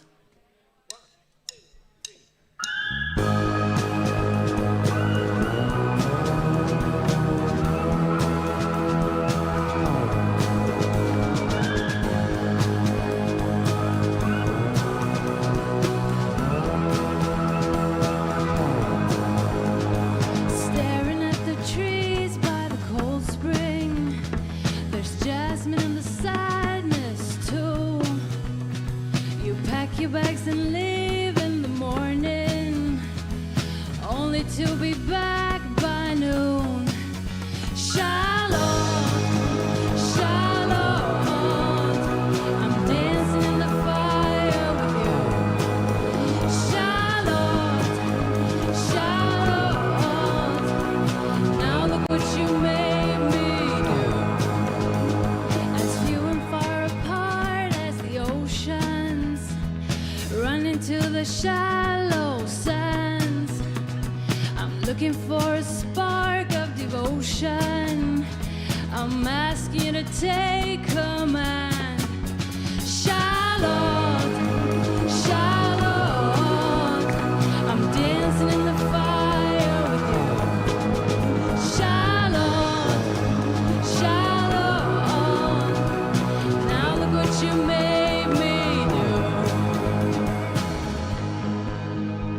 I can't tell you what I did, but it was worth it. Sinking in too deep again. I can see your smile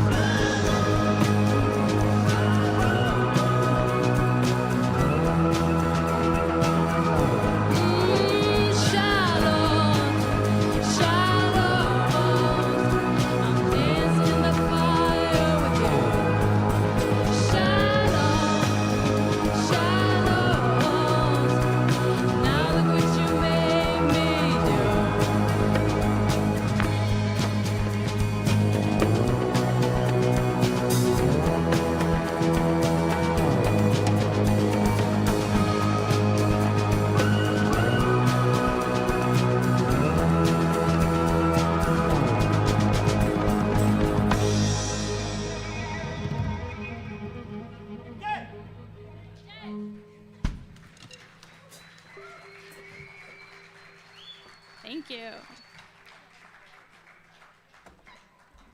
You too, Karin. Thank you.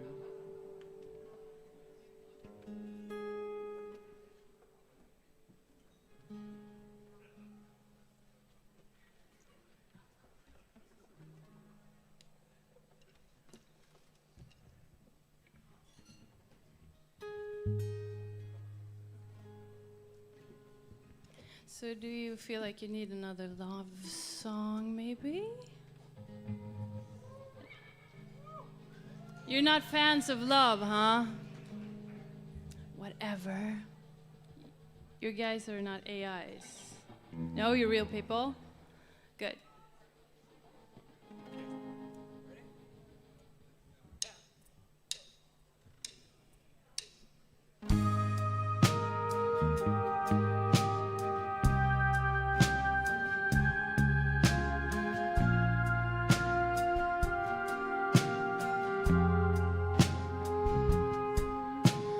What's the point of falling in love again when no one knows how it's gonna end?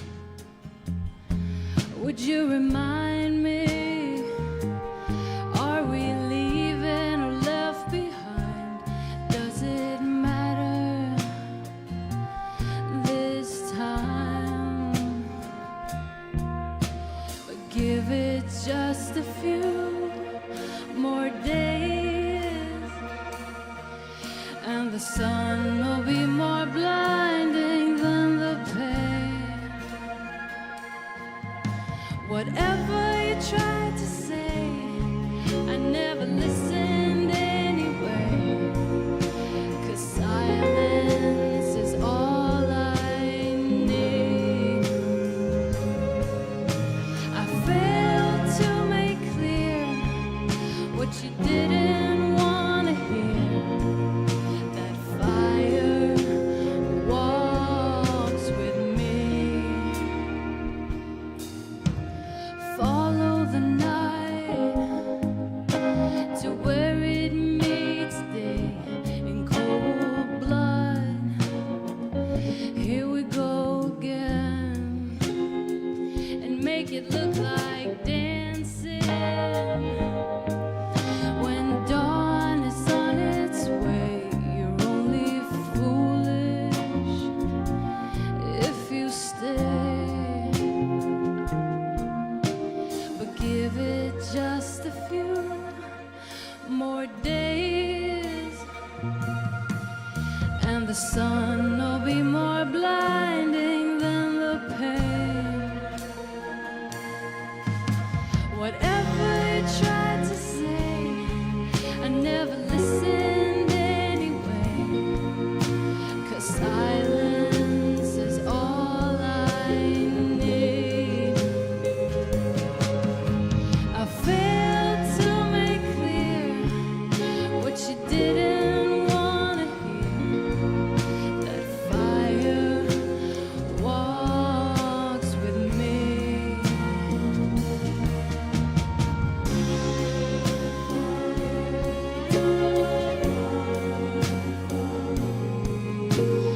Follow the night.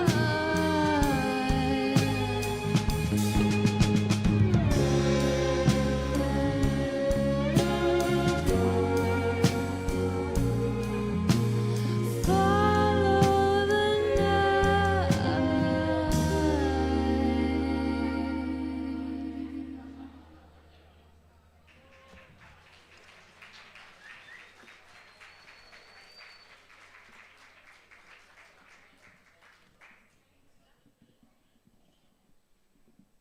So let me tell you about the most important emotion.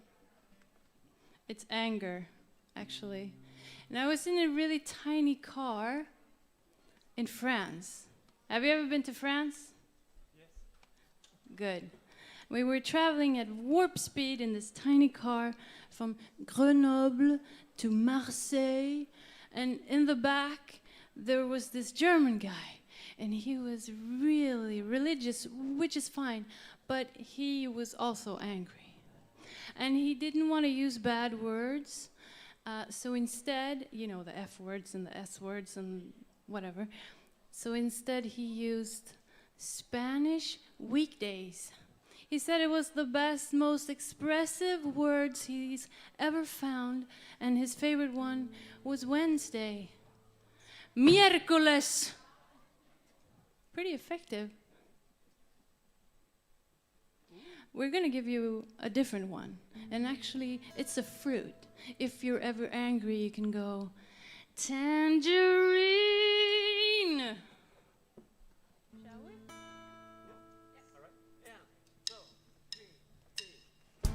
On a quiet summer's day, one might play that final song, and random thoughts get in the way, like one might say, we can't have it all. Tangerine,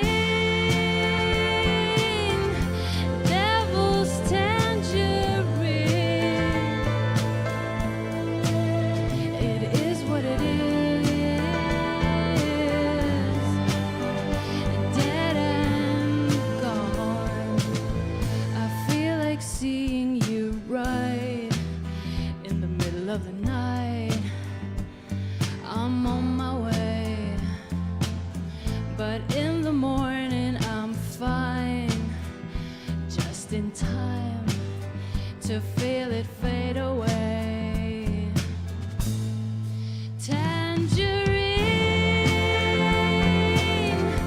devil's tangerine. It is what it is, dead and gone. Tangerine, devil's tangerine. It is what it is, dead and gone.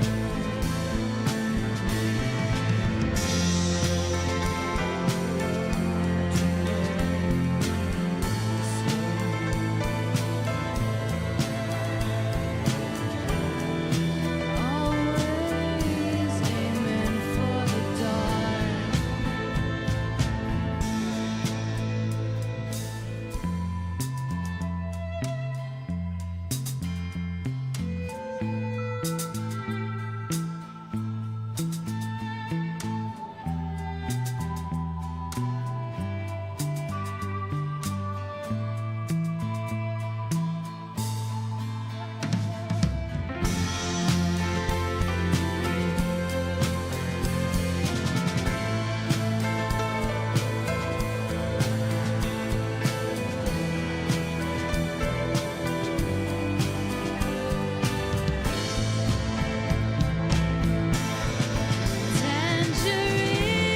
Tangerine, devil's tangerine. It is what it is, dead and gone.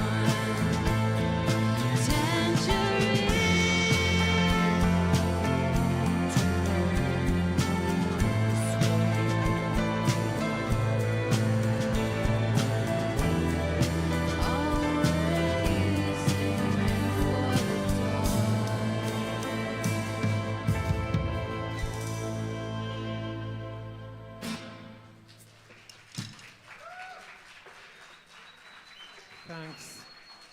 Now she's brought the devil into the session. So we'll see where this will lead us.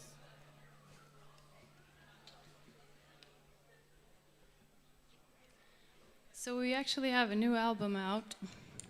It's surprisingly called Shadow Work, and you can actually buy it here later tonight if you want to go through the emotions again, you know, and do some shadow work. And that is not streaming, that is not AI. That is actually the really, really crafted vinyl work from Romania, I think. Good place.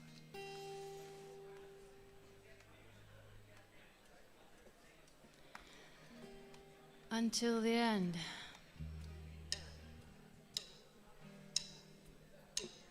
Save your breath just a moment and let the echo quietly pass. Funny how this now is never now again. It all moves too fast. Irresistible futures, always lovelier than the past. Let it fall to the floor, let it make or break. I'm not afraid of the blast. But if I get my kicks someplace I would never go, where the same mistakes again, again and again. What if I get my kicks someplace I would never go? Tried to burn it all, oh how I miss the smell of fire. All the beautiful people on the other side of the street. Can I follow you home? Is it where I'm supposed to be? I was fooled by desire, crawling into trap after trap, down the streets and the avenues until the end. What if I get my kicks someplace I would never go, with the same mistakes again, again and again? What if I get my kicks someplace I would never go? Time to burn it all, oh how I miss the smell of fire. Until the end.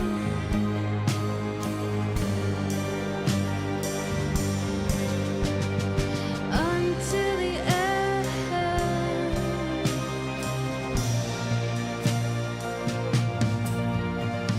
Until the end.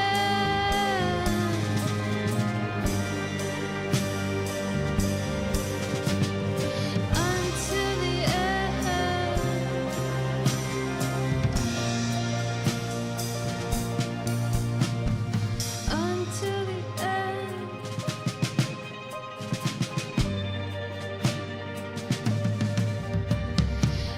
Until the end. Until the end.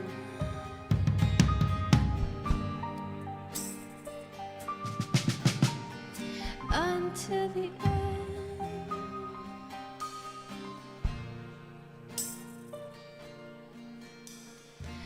Until the end.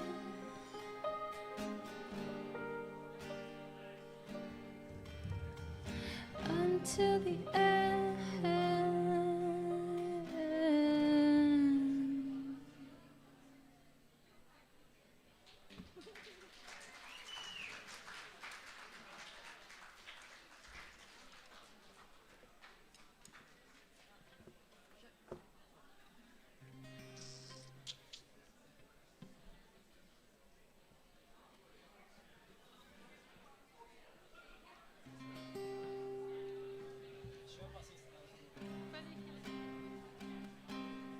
Okay, so that was actually our last song, but there's a chance to say one more time and clap your hands really loud. And if you do that, we will play another song, okay? You do that, you do that, you do that, thank you.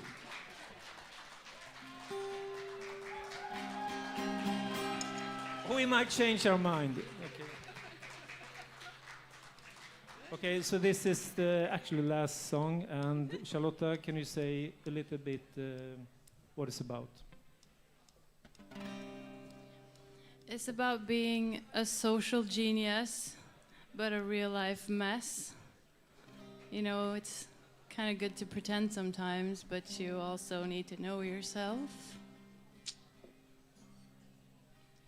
And it's also still worth it when it hurts.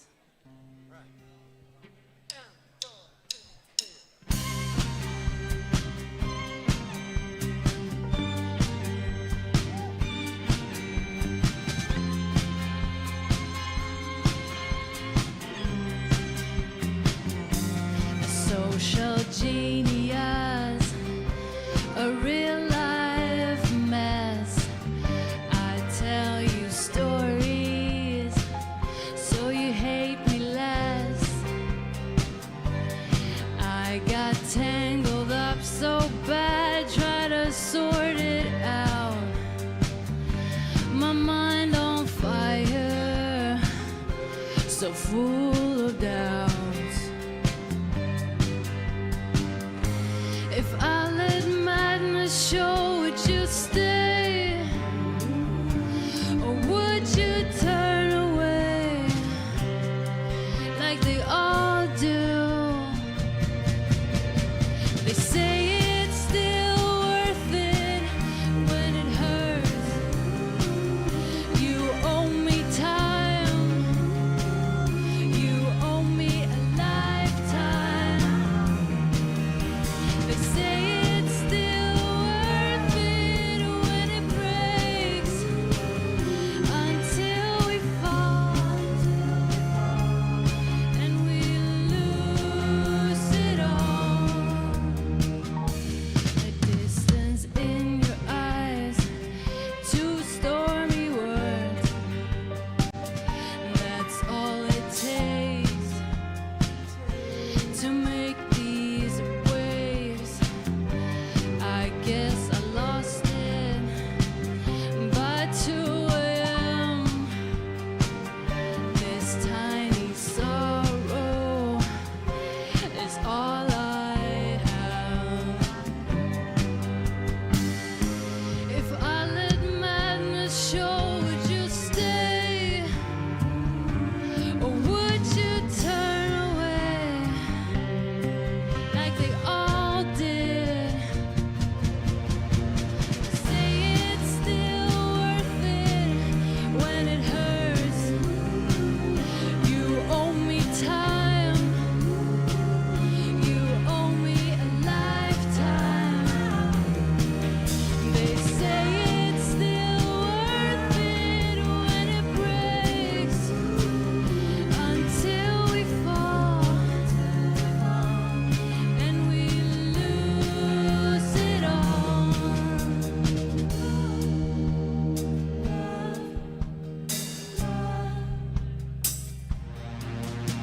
Say it's still worth it when it hurts. You owe me time.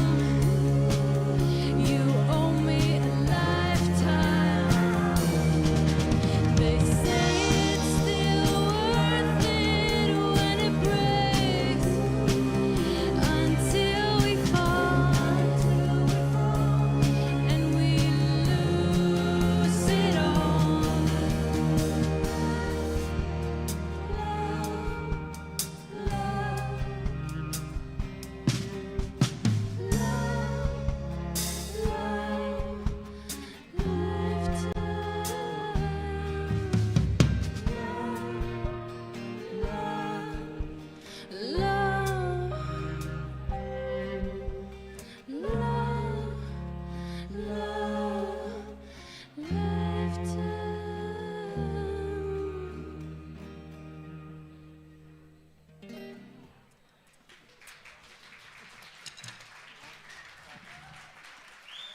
So kind, so kind. Thank you very much.